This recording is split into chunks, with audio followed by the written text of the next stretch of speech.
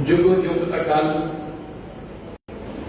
सबरे कायनात आजर नाजर सतगुरु साहिब श्री गुरु ग्रंथ साहिब महाराज जी की पावन और पवित्र हजूरी अंदर छेवें पातशाह नीली पीरी के मालक गुरु हरगोबिंद साहब महाराज जी के प्रकाश पुरब नूं समर्पित आज के इस महान गुरमत समागम में हाजिरी भर रही गुरु की साजी निवाजी साध संगत सतगुरु की महान बख्शिश हुई है। असी लंबे समय तो बैठ के सतगुरां की पावन बाणी का कीर्तन सचखंड श्री हरमंदर साहब जी के हजूरी लागी भाई साहब भाई शौकीन सिंह जी उन्होंने जथे पासों सरवण कर रहे थे।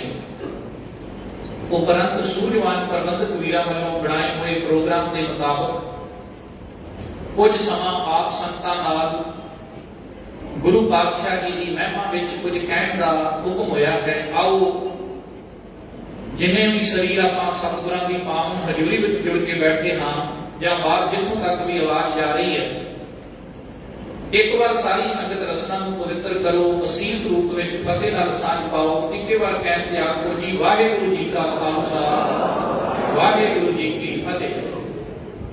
श्री अमृतसर साहब की पवित्र धरती जिस जिले में गुरु की वडाली नगर है और अमृतसर जिले को ये मान लिया है, जिस जिले में धन गुरु अमरदास महाराज का प्रकाश होया श्री गोइंदवाल साहब, जिस जिले में पंजवें पातशाह गुरु अर्जन देव महाराज का प्रकाश होया गुरु अर्जन देव जी महाराज, जिस जिले में छेवें सतगुरु गुरु हरगोबिंद साहब महाराज जी का आगमन होया जिन्हों गुरु की वडाली नगर कहा जाता है, और इसे जिले में श्री अमृतसर की धरती के गुरुद्वारा गुरु के महल में नौवें सतगुरु धन गुरु तेग बहादुर साहब महाराज जी का प्रकाश होया। अज भावें तरनताਰਨ डिस्ट्रिक्ट वखरा बन चुका है, पर यह सारा पहला अमृतसर का इलाका सी ते गुरु नानक देव जी के पिता पुरखी नगर बाबा महता कालू जी का पिंड भी अमृतसर जिले के अंदर सी, जिहदा नाम पठे विंडपुर है। सो असीं अरदास विच एवें नहीं पढ़दे कि सिखां नूं सिੱਖੀ दान, केस दान, रहत दान, विवेक दान, विसाह दान, भरोसा दान, दाना सिर दान, नाम दान ते अगे एक शब्द वरत्या जाता है श्री अमृतसर जी के इशनान। इस करके अमृतसर की धरती पूजन योग धरती है और 5 गुरु साहिबाना के पावन प्रकाश इस जिले में हुए हैं। वैसे साडे माझे विच एक रवायत सी, अज भी कई पुराने बजुर्ग बोलते हैं, जदों गुरुआं दे ज्योति जोत की गल करते हैं, उन्हां दे सचखंड पयाने की गल करते हैं, 2 गुरु रावी, 2 गुरु व्यास, 2 गुरु सतलुज, 2 गुरु यमुना, 1 खडूर ते 1 हजूर। ये रवायत प्रचलित सी। 2 गुरु रावी की धरती ते ज्योति जोत समाए गुरु नानक साहब महाराज ते गुरु अर्जन देव पातशाह। 2 गुरु साहब व्यास दरिया के कंढे ते ज्योति जोत समाए गुरु अमरदास महाराज ते गुरु रामदास महाराज सच्चे पातशाह। 2 गुरु सतलुज के कंढे ते ज्योति जोत समाए श्री गुरु हरगोबिंद साहब महाराज ते गुरु हरराय साहब महाराज। 2 दिल्ली की धरती ते यमुना के इलाके विच धन गुरु हरकृष्ण साहब ते गुरु तेग बहादुर साहब ते 1 गुरु खडूर साहब की धरती गुरु अंगद देव महाराज ते 1 गुरु हजूर साहब की धरती गुरु गोबिंद सिंह महाराज। साध संगत महाराज सच्चे पातशाह जिथे गुरु के आउण नूं धन दिंदे ने संसार दे, उथे महाराज सच्चे पातशाह ने गुरु की मां ते गुरु के पिता नूं भी धन किया। मैं मंगल के रूप में तुहाडे नाल शब्द साझा कीता है।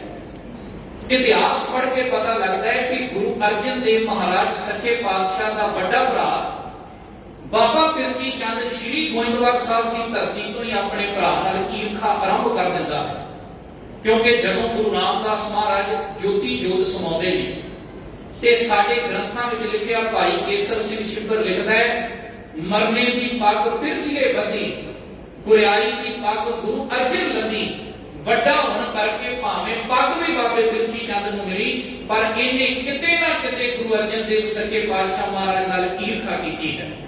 किसी भी ग्रंथ नूं कढ के लिख लो, इथों तक गुरु ग्रंथ साहब महाराज की बाणी अगवाई करती है।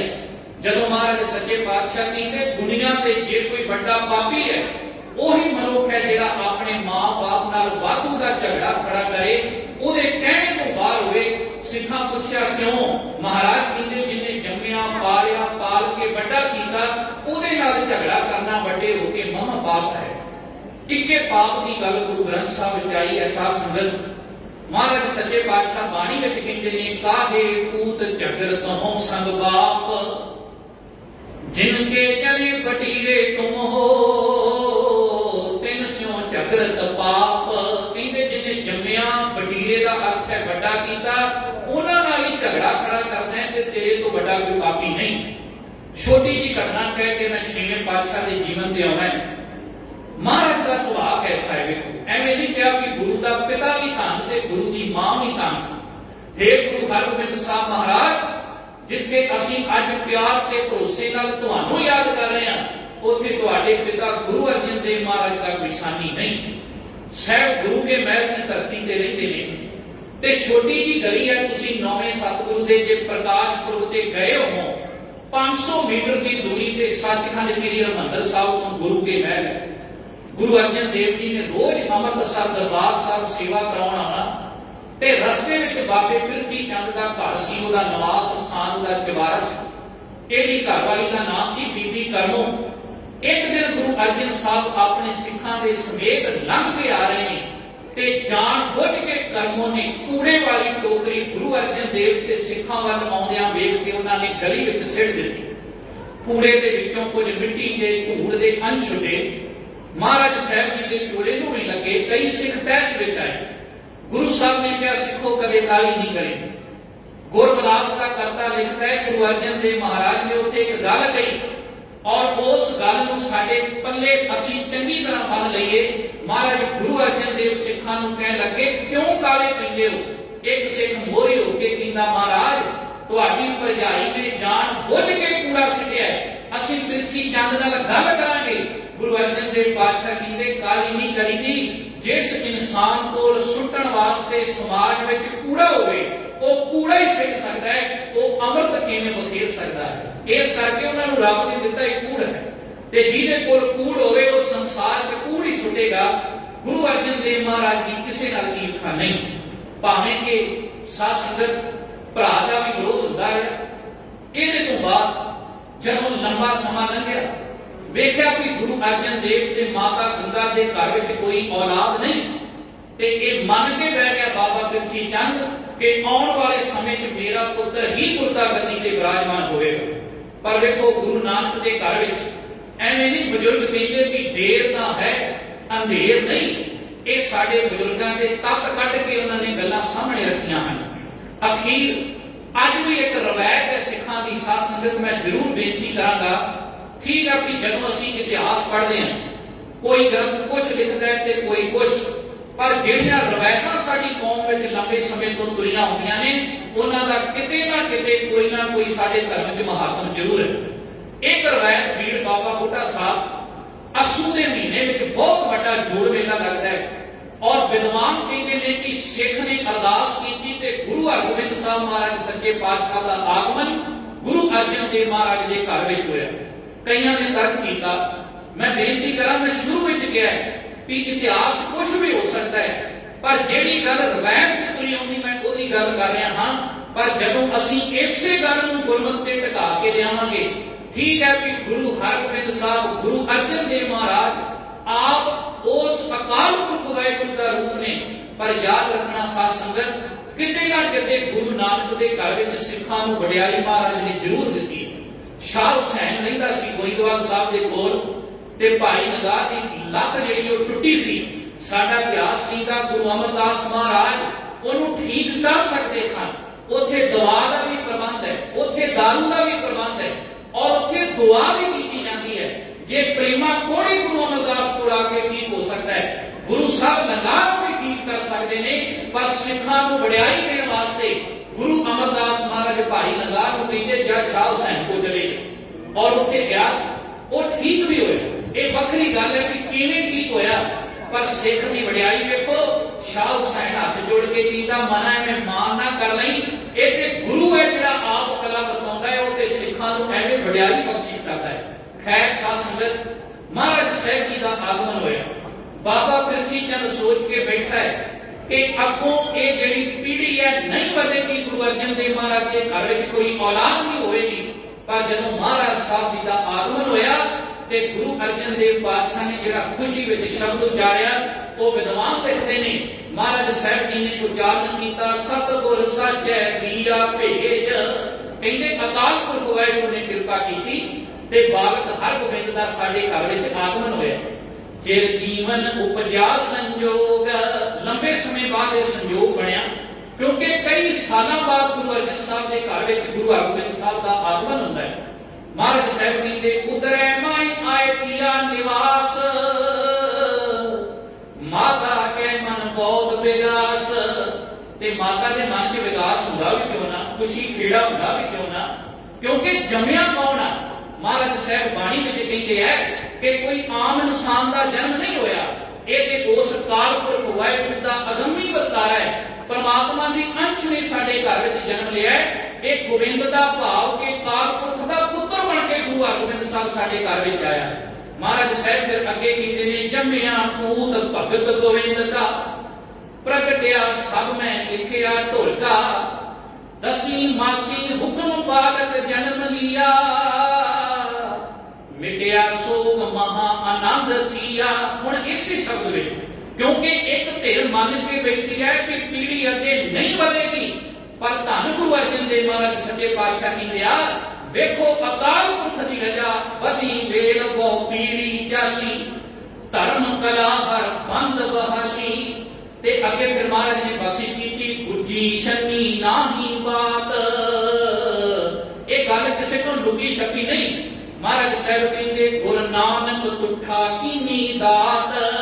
ਕਹਿੰਦੇ ਗੁਰੂ ਨੇ ਤੁਠ ਕੇ ਹਰਗੋਬਿੰਦ ਦੇ ਰੂਪ ਵਿੱਚ ਸਾਡੀ ਝੋਲੀ ਵਿੱਚ ਦਾਤ ਪਾਈ। ਸਾਧ ਸੰਗਤ, ਮੇਰੇ ਤੋਂ ਪਹਿਲਾਂ ਭਾਈ ਸਾਹਿਬ ਬੜਾ ਪਿਆਰਾ ਸ਼ਬਦ ਉਚਾਰਨ ਕਰਕੇ ਗਏ। ਜਿੰਨੇ ਵੀ ਵਿਦਵਾਨਾਂ ਨੇ ਗੁਰਬਾਣੀ ਦੇ ਅਰਥ ਕੀਤੇ ਨੇ, ਉਹ ਮੰਨਦੇ ਨੇ ਕਿ ਇਤਿਹਾਸ ਵਿੱਚ ਸਾਖੀਆਂ ਆਉਂਦੀਆਂ ਨੇ ਕਿ ਬਾਲਕ ਹਰਗੋਬਿੰਦ ਜੀ ਦੇ ਉੱਤੇ ਬਚਪਨ ਵਿੱਚ ਵਾਰ ਹੁੰਦੇ ਨੇ। ਕਿਤੇ ਪਿਰਥੀ ਚੰਦ ਸਪੇਰੇ ਨੂੰ ਭੇਜਦਾ ਹੈ, ਸੱਪ ਦੇ ਕੇ, ਸੱਪ ਛੱਡ ਕੇ ਸਪੇਰਾ ਚਲੇ ਜਾਂਦਾ ਹੈ। ਪਰ ਸਾਧ ਸੰਗਤ, ਛੋਟੀ ਆਯੂ ਵਿੱਚ ਬਾਲਕ ਧੰਨ ਗੁਰੂ ਹਰਗੋਬਿੰਦ ਸਾਹਿਬ ਮਹਾਰਾਜ ਉਸ ਸੱਪ ਨੂੰ ਸਿਰੀ ਤੋਂ ਪਕੜ ਲੈਂਦੇ ਹਨ। ਕਿਤੇ ਦਾਈ ਨੂੰ ਭੇਜਿਆ ਜਾਂਦਾ ਹੈ ਮਾਰਨ ਵਾਸਤੇ ਮਹਾਰਾਜ ਸਾਹਿਬ ਨੂੰ। ਵੈਸੇ ਮੈਂ ਬੇਨਤੀ ਕਰਦਿਆਂ, ਕੋਈ ਦੁਨੀਆ ਦੀ ਤਾਕਤ ਕਿਸੇ ਗੁਰੂ ਦਾ ਵਾਲ ਵਿੰਗਾ ਨਹੀਂ ਕਰ ਸਕਦੀ, ਕਿਉਂਕਿ ਗੁਰੂ ਦੀ ਖੇਡ ਬੜੀ ਵੱਡੀ, ਇਹ ਵਰਤਾਰਾ ਬੜਾ ਅਗੰਮੀ ਵਰਤਾਰਾ ਹੈ। ਪਰ ਇਤਿਹਾਸ ਕਹਿੰਦਾ ਹੈ ਕਿ ਇਦਾਂ ਦੇ ਯਤਨ ਹੁੰਦੇ ਰਹੇ। ਦਾਈ ਆਈ, ਉਹ ਵੀ ਕਾਮਯਾਬ ਨਾ ਹੋ ਸਕੀ, ਸਪੇਰਾ ਆਇਆ, ਉਹ ਵੀ ਕਾਮਯਾਬ ਨਾ ਹੋ ਸਕਿਆ।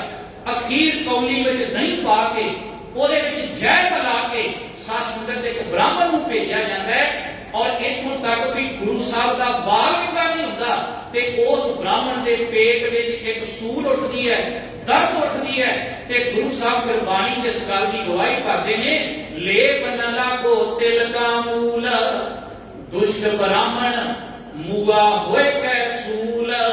ਮਹਾਰਾਜ ਸਾਹਿਬ ਕਹਿੰਦੇ ਸੂਲ ਉੱਠੀ ਤੇ ਉਹ ਦੁਸ਼ਟ ਬ੍ਰਾਹਮਣ ਵੀ ਦੁਨੀਆ ਤੋਂ ਚਲੇ ਗਿਆ, ਪਰ ਦੁਨੀਆ ਦੀ ਕੋਈ ਤਾਕਤ ਗੁਰੂ ਹਰਗੋਬਿੰਦ ਸਾਹਿਬ ਮਹਾਰਾਜ ਦਾ ਵਾਲ ਵੀ ਨਾ ਵਿੰਗਾ ਕਰ ਸਕੀ। ਸਾਹਿਬ ਸੱਚੇ ਪਾਤਸ਼ਾਹ ਦਾ ਜਦੋਂ ਆਗਮਨ ਹੁੰਦਾ ਹੈ ਨਾ, ਤੇ ਸਾਧ ਸੰਗਤ, ਇਹ ਸਾਰੀ ਜਿਹੜੀ ਸੇਵਾ ਸੀ, ਇਹ ਬਾਬਾ ਬੁੱਢਾ ਸਾਹਿਬ ਦੀ ਝੋਲੀ ਵਿੱਚ ਮਹਾਰਾਜ ਗੁਰੂ ਅਰਜਨ ਦੇਵ ਪਾਤਸ਼ਾਹ ਨੇ ਪਾਈ। ਉਹਨਾਂ ਨੇ ਕਿਹਾ ਕਿ ਨਾਮ ਵੀ ਤੁਸੀਂ ਰੱਖਣਾ ਹੈ, ਔਰ ਇਹਨੂੰ ਜਿਹੜੀ ਵਿਦਿਆ ਉਹ ਵੀ ਆਪ ਜੀ ਨੇ ਇਹਦਾ ਪ੍ਰਬੰਧ ਕਰਨਾ ਹੈ। ਇਤਿਹਾਸ ਕਹਿੰਦਾ ਬਾਬਾ ਬੁੱਢਾ ਸਾਹਿਬ ਦੁਨੀਆ ਦਾ ਉਹ ਮਹਾਨ ਸ਼ਖਸ ਹੈ ਜਿਹਦੇ ਕੋਲ 72 ਤਰ੍ਹਾਂ ਦੀ ਵਿਦਿਆ ਸੀ, ਜਿਹਦੇ ਵਿੱਚ ਵਿਦਿਆ ਦਾ ਅੰਤ ਹੀ ਕੋਈ ਨਹੀਂ। ਘੋੜ ਸਵਾਰੀ, ਨੇਜੇਬਾਜ਼ੀ, ਤੈਰਾਕੀ, ਇਹ ਜਿੰਨੇ ਵੀ ਇੱਕ ਮਾਰਸ਼ਲ ਗੁਣ ਨੇ, ਇਹ ਬਾਬਾ ਬੁੱਢਾ ਸਾਹਿਬ ਦੇ ਅੰਦਰ ਸਨ। ਅਸੀਂ ਤੇ ਬਾਬੇ ਬੁੱਢੇ ਦਾ ਇੱਕੋ ਪੱਖ ਸੰਸਾਰ ਤੇ ਪੇਸ਼ ਕਰ ਸਕੇ ਹਾਂ, ਉਹ ਭਗਤੀ ਵਾਲਾ। ਪਰ ਜਿਹੜਾ ਸ਼ਕਤੀ ਵਾਲਾ ਪੱਖ ਹੈ, ਜਿਹੜਾ ਸਾਧ ਸੰਗਤ ਮੀਰੀ ਤੇ ਪੀਰੀ ਵਾਲਾ ਪੱਖ ਹੈ, ਇਹਨਾਂ ਦੋਵਾਂ ਪੱਖਾਂ ਨੂੰ ਜਦੋਂ ਬਾਬਾ ਬੁੱਢਾ ਸਾਹਿਬ ਦੇ ਜੀਵਨ ਤੇ ਟਿਕਾਵਾਂਗੇ, ਉਹ ਸੰਤ ਵੀ ਹੈ ਤੇ ਬਾਬਾ ਬੁੱਢਾ ਸਾਹਿਬ ਸਿਪਾਹੀ ਵੀ। ਉਹ ਪੀੜ ਬਾਬਾ ਬੁੱਢਾ ਸਾਹਿਬ ਝਬਾਲ ਦੀ ਧਰਤੀ ਤੇ ਜਾਓ, ਉਹ ਲਾਗੇ ਨੂੰ ਪੀੜ ਕਹਿੰਦੇ ਸੀ ਜੰਗਲ, ਤੇ ਜੰਗਲ 'ਚ ਨਿਵਾਸ ਬਾਬਾ ਬੁੱਢਾ ਤਾਂ ਰੱਖਦਾ ਸੀ ਕਿ ਉੱਥੇ ਜੰਗੀ ਅਭਿਆਸ ਯੋਧਿਆਂ ਨੂੰ ਟ੍ਰੇਨਿੰਗ ਦਿੱਤੀ ਜਾਂਦੀ ਸੀ। ਉੱਥੇ ਗੱਤਕਾ, ਘੋੜ ਸਵਾਰੀ, ਨੇਜੇਬਾਜ਼ੀ ਸਿਖਾਈ ਜਾਂਦੀ ਸੀ। ਔਰ ਜਦੋਂ ਧੰਨ ਗੁਰੂ ਹਰਗੋਬਿੰਦ ਸਾਹਿਬ ਮਹਾਰਾਜ ਉਹਨਾਂ ਨੂੰ ਗੁਰੂ ਅਰਜਨ ਦੇਵ ਮਹਾਰਾਜ ਨੇ ਬਾਬਾ ਬੁੱਢਾ ਸਾਹਿਬ ਦੀ ਝੋਲੀ ਵਿੱਚ ਪਾਇਆ ਤੇ ਨਾਲ ਇੱਕ ਵਚਨ ਕੀਤਾ, ਇਹਦਾ ਨਾਮ ਆਪ ਜੀ ਰੱਖੋ, ਤੇ ਬਾਬਾ ਬੁੱਢਾ ਸਾਹਿਬ ਨੇ ਨਾਮ ਰੱਖਿਆ ਹਰਗੋਬਿੰਦ ਸਾਹਿਬ। ਫਿਰ ਦੂਜੀ ਇਹ ਮਹਾਰਾਜ ਨੇ ਹੁਕਮ ਕੀਤਾ ਕਿ ਵਿਦਿਆ ਦਾ ਪ੍ਰਬੰਧ ਤੁਸੀਂ ਕਰੋਗੇ। ਬਾਬਾ ਬੁੱਢਾ ਸਾਹਿਬ ਹੱਥ ਜੋੜ ਕੇ ਕਹਿਣ ਲੱਗੇ, ਵੇਖੋ ਇਹ ਨਿਮਰਤਾ ਹੈ ਸਿੱਖ ਦੀ। ਗੁਰੂ ਅਰਜਨ ਸਾਹਿਬ ਮਹਾਰਾਜ ਨੂੰ ਬਾਬਾ ਬੁੱਢਾ ਸਾਹਿਬ ਕਹਿੰਦੇ, ਪਾਤਸ਼ਾਹ ਮੈਂ ਕੋਈ ਬਹੁਤਾ ਸਿਆਣਾ ਨਹੀਂ ਜਿਹੜਾ ਆਪ ਜੀ ਦੇ ਪੁੱਤਰ ਨੂੰ ਸਰਬ ਗੁਣਾਂ ਵਿੱਚ ਸੰਪੰਨ ਕਰ ਸਕਾਂ। ਤੇ ਗੁਰੂ ਅਰਜਨ ਦੇਵ ਮੁਸਕਰਾ ਕੇ ਕਹਿੰਦੇ, ਬਾਬਾ ਬੁੱਢਾ ਜੀ ਤੁਸੀਂ ਉਹੋ ਹੀ ਵਿਦਿਆ ਮੇਰੇ ਪੁੱਤਰ ਨੂੰ ਦੇ ਦਿਓ ਜਿਹੜੀ ਲਿਆਕਤ ਤੇ ਵਿਦਿਆ ਤੁਹਾਡੇ ਚ ਵੇਖ ਕੇ ਪਹਿਲੇ ਜਾਮੇ ਚ ਗੁਰੂ ਨਾਨਕ ਸਾਹਿਬ ਨੇ ਕਿਹਾ ਸੀ ਕਿ ਤੂੰ 12 ਸਾਲ ਦੀ ਉਮਰ ਵਿੱਚ ਬੁੱਢਿਆਂ ਵਾਲੀਆਂ ਗੱਲਾਂ ਕਰਦਾ ਹੈ, ਇਸ ਕਰਕੇ ਅੱਜ ਤੋਂ ਬਾਅਦ ਤੇਰਾ ਨਾਮ ਬੁੱਢਾ ਨਹੀਂ, ਅਸੀਂ ਚਾਹੁੰਦੇ ਹਾਂ ਅਸੀਂ ਤੇਰਾ ਨਾਮ ਬੁੱਢਾ ਰੱਖ ਦਈਏ। ਗੁਰੂ ਅਰਜਨ ਸਾਹਿਬ ਮਹਾਰਾਜ ਕਹਿੰਦੇ ਨੇ ਕਿ ਤੁਸੀਂ ਉਹੋ ਹੀ ਗੁਣ ਇਸ ਮੇਰੇ ਬਾਲਕ ਦੇ ਅੰਦਰ ਭਰ ਦਿਓ।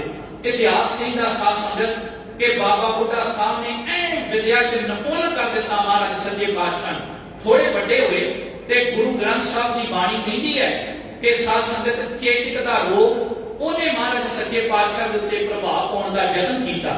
ਹੁਣ ਉਸ ਵੇਲੇ ਜਾਂ ਅੱਜ ਵੀ ਪੰਜਾਬ ਦੇ ਕਈ ਜ਼ਿਲ੍ਹਿਆਂ ਦੇ ਅੰਦਰ ਅਸੀਂ ਦੇਖਦੇ ਹਾਂ ਕਿ ਭਾਵੇਂ ਇੱਕ ਬਿਮਾਰੀ ਹੈ, ਇੱਕ ਰੋਗ ਹੈ, ਇਹਦੀ ਦਵਾਈ ਵੀ ਹੈ, ਪਰ ਬਹੁਤ ਆਮ ਲੋਕ ਦੇਵੀ ਦੀ ਪੂਜਾ ਜਾਂ ਸੀਤਲਾ ਮਾਤਾ ਦੀ ਪੂਜਾ ਇਸ ਕਰਕੇ ਕਰਦੇ ਨੇ ਕਿ ਸਾਡੇ ਪੁੱਤਰ ਨੂੰ ਚੇਚਕ ਨਿਕਲ ਆਈ ਹੈ।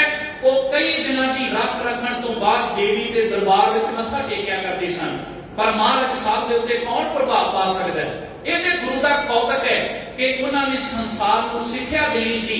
ਤੇ ਗੁਰੂ ਅਰਜਨ ਦੇਵ ਮਹਾਰਾਜ ਫਿਰ ਬਾਣੀ ਵਿੱਚ ਕੀ ਲਿਖਦੇ ਆ? ਮਹਾਰਾਜ ਕਹਿੰਦੇ, ਸੀਤਲਾ ਠਾਕ ਰਹਾਈ ਬਿਗਨ ਗਏ ਹਰ ਨਾਈ। ਮਹਾਰਾਜ ਕਹਿੰਦੇ ਕਾਲ ਪੁਰਖ ਵਾਹਿਗੁਰੂ ਨੇ ਕਿਰਪਾ ਕੀਤੀ, ਉਹ ਸੀਤਲਾ ਜਿਹੜੀ ਸੀ ਉਹ ਗੁਰੂ ਹਰਗੋਬਿੰਦ ਸਾਹਿਬ ਤੇ ਪ੍ਰਭਾਵ ਨਹੀਂ ਪਾ ਸਕੀ। ਇੱਕ ਬੇਨਤੀ ਮੈਂ ਹੋਰ ਕਰਨੀ ਚਾਹੁੰਦਾ, ਜਿਹੜਾ ਸ਼ਬਦ ਭਾਈ ਸਾਹਿਬ ਨੇ ਆਪ ਜੀ ਨੂੰ ਸਰਵਣ ਕਰਵਾ ਕੇ ਗਏ, ਸਾਧ ਸੰਗਤ ਮਹਾਰਾਜ ਸਾਹਿਬ ਜੀ ਨੂੰ ਤਾਂ ਆਪਣੇ ਨਹੀਂ ਘੇਰਿਆ, ਪਰ ਸਹਿਬ ਸੱਚੇ ਪਾਤਸ਼ਾਹ ਮਹਾਰਾਜ ਮੈਂ ਸ਼ੁਰੂ ਦੀ ਬੇਨਤੀ ਕੀਤੀ ਵੀ ਗੁਰੂ ਦੇ ਉੱਤੇ ਕੋਈ ਰੋਗ ਪ੍ਰਭਾਵ ਨਹੀਂ ਪਾ ਸਕਦਾ। ਬਾਣੀ ਦਾ ਬੜਾ ਪਿਆਰਾ ਫੈਸਲਾ ਹੈ। ਸਹਿਬ ਸੱਚੇ ਪਾਤਸ਼ਾਹ ਕਹਿੰਦੇ, ਜੋ ਜੋ ਦੀਸੈ ਸੋ ਸੋ ਰੋਗੀ, ਰੋਗ ਰਹਿਤ ਮੇਰਾ ਸਤਿਗੁਰ ਜੋਗੀ। ਪਰ ਇੱਕ ਕੌਤਕ ਹੈ ਮਹਾਰਾਜ ਦਾ, ਜਿਵੇਂ ਅਸੀਂ ਕਈ ਵਾਰ ਨਾ ਭੁੱਲੇ ਭੁਲੇਖੇ ਖਾ ਕੇ ਇਹ ਕਹਿ ਦਿੰਦੇ ਹਾਂ ਕਿ ਗੁਰੂ ਹਰਗੋਬਿੰਦ ਸਾਹਿਬ ਮਹਾਰਾਜ ਨੂੰ ਗਵਾਲੀਅਰ ਦੇ ਕਿਲੇ ਵਿੱਚ ਜਹਾਂਗੀਰ ਨੇ ਕੈਦ ਕਰ ਲਿਆ। ਹੁਣ ਜਿਹੜਾ ਗੁਰੂ ਲੋਕਾਂ ਦੀ ਫਾਹੀ ਕੱਟਣ ਵਾਸਤੇ ਸੰਸਾਰ ਤੇ ਆਇਆ, ਜਿਹੜੇ ਗੁਰੂ ਬਾਰੇ ਸ਼੍ਰੀਮਾਨ ਭਾਈ ਗੁਰਦਾਸ ਜੀ ਕਹਿੰਦੇ, ਸਤਿਗੁਰ ਬੰਦੀ ਛੋੜ ਹੈ ਜੀਵਨ ਮੁਕਤ ਕਰੇ ਓਡੀਨਾ। ਉਸ ਗੁਰੂ ਨੂੰ ਜਿਹੜਾ ਲੋਕਾਂ ਦੀ ਬੰਦ ਖਲਾਸੀ ਕਰਨਾ ਹੈ, ਦੁਨੀਆ ਦੀ ਕੋਈ ਤਾਕਤ ਕੈਦ ਨਹੀਂ ਕਰ ਸਕਦੀ। ਇਹਦੇ ਗੁਰੂ ਦਾ ਗੰਭੀਰ ਵਰਤਾਰਾ ਹੈ। ਇਹ ਗੁਰੂ ਦੇ ਚੋਜ ਨੇ ਕਿ ਉਹ 52 ਰਾਜੇ ਰਿਹਾ ਕਰਾਉਣੇ ਸੀ ਤੇ ਮਹਾਰਾਜ ਨੇ ਗਵਾਲੀਅਰ ਦੇ ਕਿਲੇ ਵਿੱਚ ਜਾਣਾ ਸੀ। ਇਸ ਕਰਕੇ ਭਾਵੇਂ ਸੀਤਲਾ ਦੀ ਗੱਲ ਆਈ, ਤਾਪ ਦੀ ਗੱਲ ਆਈ, ਮਹਾਰਾਜ ਨੇ ਦੁਨੀਆ ਦੇ ਸਾਹਮਣੇ ਇਹ ਪੇਸ਼ ਕੀਤਾ ਕਿ ਹਰੇਕ ਦੁੱਖ ਵਿੱਚ ਕਿਸੇ ਬੰਦੇ ਦਾ ਸਹਾਰਾ ਨਹੀਂ, ਕਿਸੇ ਅਖੌਤੀ ਮਨੁੱਖ ਦਾ ਸਹਾਰਾ ਨਹੀਂ, ਕਿਸੇ ਦੇਵੀ ਦਾ ਸਹਾਰਾ ਨਹੀਂ। ਜੇ ਸਹਾਰਾ ਲੈਣਾ ਤੇ ਕਾਲ ਪੁਰਖ ਵਾਹਿਗੁਰੂ ਦੇ ਨਾਮ ਦਾ ਸਹਾਰਾ ਲੈਣਾ। ਫਿਰ ਮਹਾਰਾਜ ਨੇ ਇਹਦੇ ਤੋਂ ਬਾਅਦ ਤਾਪ ਤੋਂ ਬਾਅਦ ਜਿਹੜਾ ਸ਼ਬਦ ਉਚਾਰਿਆ, ਉਹਨੂੰ ਗੁਰੂ ਗ੍ਰੰਥ ਸਾਹਿਬ ਦੀ ਬਾਣੀ ਵਿੱਚ ਲਿਖਿਆ, ਮੇਰਾ ਸਤਿਗੁਰ ਰਖਵਾਲਾ ਹੋਆ, ਧਾਰ ਕਿਰਪਾ ਪ੍ਰਭ ਹਾਥ ਦੇ ਰਾਖਿਆ, ਹਰ ਗੋਬਿੰਦ ਨਵਾਂ ਨਰੋਆ, ਤਾਪ ਗਿਆ ਪ੍ਰਭ ਆਪ ਮਿਟਾਇਆ, ਜਨ ਕੀ ਲਾਜ ਰਖਾਈ, ਸਾਧ ਸੰਗਤ ਦੇ ਸਭ ਫਲ ਪਾਏ, ਸਤਿਗੁਰ ਕੈ ਬਲ ਜਾਈ, ਹਲਤ ਪਲਤ ਪ੍ਰਭ ਦੋਵੇਂ ਸਵਾਰੇ, ਹਮਰਾ ਗੁਣ ਅਵਗੁਣ ਨਾ ਵਿਚਾਰਿਆ, ਅਟਲ ਬਚਨ ਨਾਨਕ ਗੁਰ ਤੇਰਾ, ਸਫਲ ਕਰ ਮਸਤਕ ਧਾਰਿਆ। ਮਹਾਰਾਜ ਨੇ ਕਿਹਾ ਵੀ ਕਾਲ ਪੁਰਖ ਦੀ ਕਿਰਪਾ ਨਾਲ ਗੁਰੂ ਹਰਗੋਬਿੰਦ ਸਾਹਿਬ ਮਹਾਰਾਜ ਚੜ੍ਹਦੀ ਕਲਾ ਵਿੱਚ ਰਹੇ। ਵਿਦਵਾਨ ਕਹਿੰਦੇ ਕਿ ਗੁਰਬਾਣੀ ਵਿੱਚ ਸਹਿਜ ਵੀ ਹੈ, ਗੁਰਬਾਣੀ ਦੇ ਅੰਦਰ ਅਧਿਆਤਮਵਾਦ ਵੀ ਹੈ ਤੇ ਗੁਰਬਾਣੀ ਦੇ ਅੰਦਰ ਇਤਿਹਾਸ ਵੀ ਹੈ। ਬਹੁਤ ਸਾਰੀਆਂ ਇਤਿਹਾਸ ਦੀਆਂ ਐਸੀਆਂ ਘਟਨਾਵਾਂ ਨੇ ਜਿਨ੍ਹਾਂ ਨੂੰ ਗੁਰੂ ਅਰਜਨ ਦੇਵ ਮਹਾਰਾਜ ਨੇ ਢੋਲਕੀ ਬਾਣੀ ਵਿੱਚ ਲਿਖ ਕੇ ਸਦਾ ਵਾਸਤੇ ਅਮਰ ਕਰ ਦਿੱਤਾ। ਜਿਵੇਂ ਜਦੋਂ ਬਾਬਰ ਚੜ ਕੇ ਆਇਆ ਤੇ ਉਸ ਘਟਨਾ ਨੂੰ ਮਹਾਰਾਜ ਨੇ ਬਾਣੀ ਵਿੱਚ ਲਿਖਿਆ, ਇੱਕ ਇਤਿਹਾਸ ਬਣ ਗਿਆ। ਗੁਰੂ ਹਰਗੋਬਿੰਦ ਸਾਹਿਬ ਦੇ ਬਚਪਨ ਵਿੱਚ ਕੁਝ ਵਾਰ ਵਿਰੋਧੀਆਂ ਵੱਲੋਂ ਕੀਤੇ ਗਏ, ਅਕਾਲ ਪੁਰਖ ਨੇ ਰੱਖਿਆ ਕੀਤੀ। ਮਹਾਰਾਜ ਨੇ ਸ਼ਬਦ ਬਾਣੀ ਵਿੱਚ ਲਿਖੇ ਤੇ 6ਵੇਂ ਪਾਤਸ਼ਾਹ ਨਾਲ ਜੁੜੇ ਉਹ ਸ਼ਬਦ गुरु अर्जन देव महाराज की रचना तो उच्चारण कीते शब्द बाणी भी बने ते बाणी के नाल नाल इतिहास भी बन गए। इस करके गुरु ग्रंथ साहब की बाणी च इतिहास भी है ते गुरु ग्रंथ साहब महाराज की बाणी के अंदर अध्यात्मवाद भी है। ये भुल की बाणी, ये सच की बाणी। साध संगत जी, धन गुरु हरगोबिंद साहब महाराज कुछ सालों के होंगे ते इधरों समय की हुकूमत वो धन गुरु अर्जन देव सच्चे पातशाह को गिरफ्तार करने वारंट जारी कर दी। कवि संतोख सिंह जी लिखते हैं कि जदों महाराज साहब की गिरफ्तारी का हुक्म होया कि गुरु साहब कोठा साहब बैठे सन, गुरु अर्जन देव महाराज कोठा साहब वो महान धरती है जदों सचखंड श्री हरिमंदर साहब तो महाराज साहब जी के स्वरूप के सोखासन होंगे ने ते वो अकाल तख्त साहब कोठा साहब महाराज को विराजमान किया जाता। तो फिर कवि जी लिखते श्री अर्जन जिन सत कर जाना होन हार बिरतंत बखाना श्री गुरु ग्रंथ फिरे जे रहना। भी गुरु ग्रंथ साहब जिथे रात को विश्राम करते वो कोठा साहब है। श्री गुरु ग्रंथ फिरे जे रहन ते गुर बैठे जी ने पहना। कहते गुरु अर्जन देव उत्थे बैठे ने जिन्हां दे मथे ते कोई डर नहीं, कोई मौत दा वहम नहीं ते महाराज नूं पता लग गया कि लाहौर की धरती जाना पैना। सहब सच्चे पातशाह कोठा साहब की धरती तो तुरते आ ते गुरु हरगोबिंद साहब महाराज विद्वान कहते उम्र बड़ी छोटी है ते साध संगत उस छोटी उम्र में गुरता गति गुरियाई की जिहड़ी जिम्मेवारी है ये धन गुरु हरगोबिंद साहब महाराज के मोढियां ते आ पैंदी। देखो जदों असीं पातशाह का जीवन पढ़ते हैं केवल 49 साल की उम्र है, 49 साल गुरु हरगोबिंद साहब की उम्र, क्योंकि 1595 का आगमन ते साध संगत जी 1644 के विच महाराज सच्चे पातशाह ज्योति जोत समाउंदे ते गुरु अर्जन देव जी की उम्र है 43 साल। वैसे असीं गुरु नूं कदे भी दुनियावी उम्र च बन नहीं सकते। मैं बार-बार बेनती कर रहा क्योंकि गुरु अगमी ताकत है, गुरु वो काल पुरख दा नूर है, रब दा रूप है। इस करके गुरु नूं कदे दुनियावी सीमा च बन्निया नहीं जा सकता। पर मैं आप जी दे ज्ञात भी बेनती कर रहा हां कि 10 गुरुआं चों केवल 3 गुरु साहिबान सी जिन्हां दी शरीरक उम्र 50 साल तो वध सी। गुरु नानक साहिब महाराज, गुरु अमरदास जी महाराज ते 9वें सतगुरु गुरु तेग बहादुर साहब महाराज।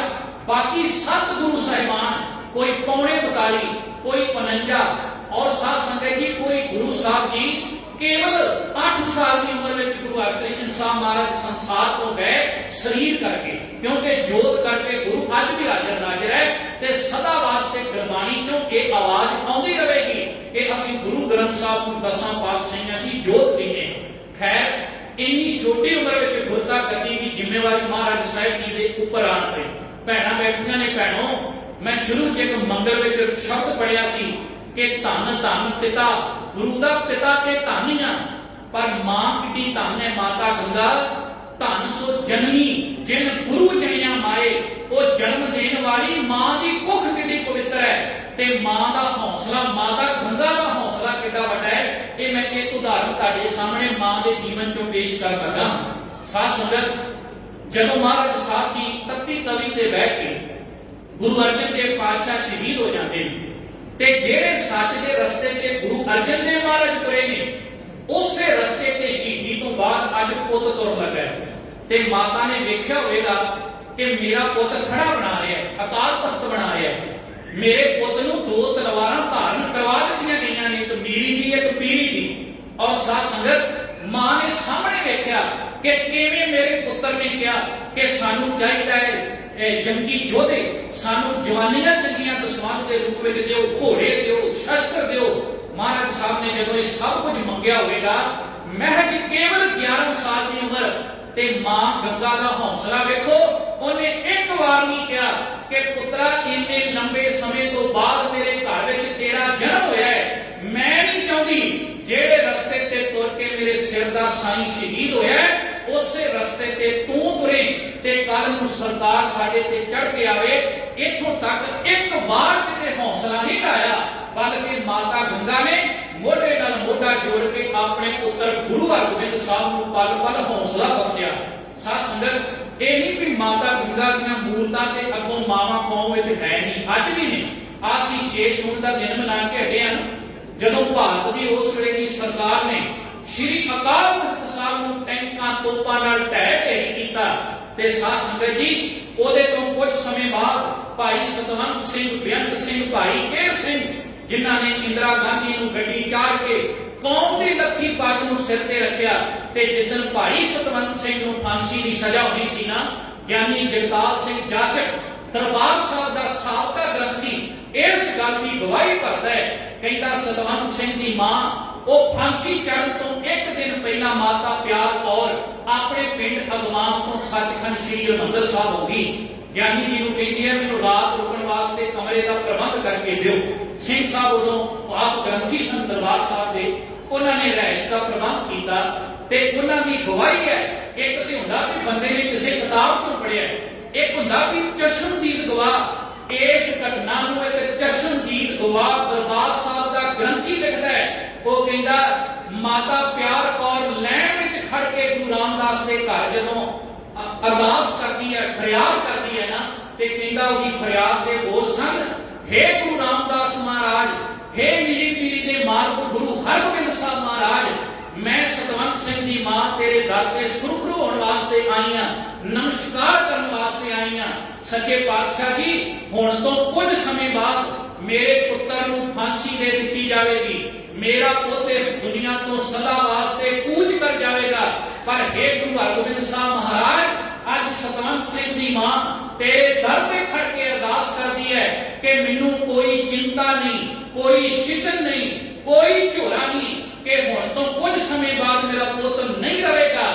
ਕਹਿਣ ਲੱਗੀ ਗੁਰੂ ਰਾਮਦਾਸ ਮਹਾਰਾਜ, ਮੈਂ ਤੇ ਮਾਣ ਦੇ ਨਾਲ ਤੇਰੇ ਘਰ ਵਿੱਚ ਝੁਕ ਕੇ ਬੇਨਤੀ ਕਰਨ ਆਈ ਹਾਂ ਕਿ ਇਸ ਕਾਰਜ ਵਾਸਤੇ ਇੱਕ ਤਾਂ ਕੀ ਕਈ ਸਤਵੰਤ ਸਿੰਘ ਪੈਦਾ ਕਰਕੇ ਫਾਂਸੀ ਦੇ ਤਖਤੇ ਤੇ ਚੜਾਉਣੇ ਪੈਣ।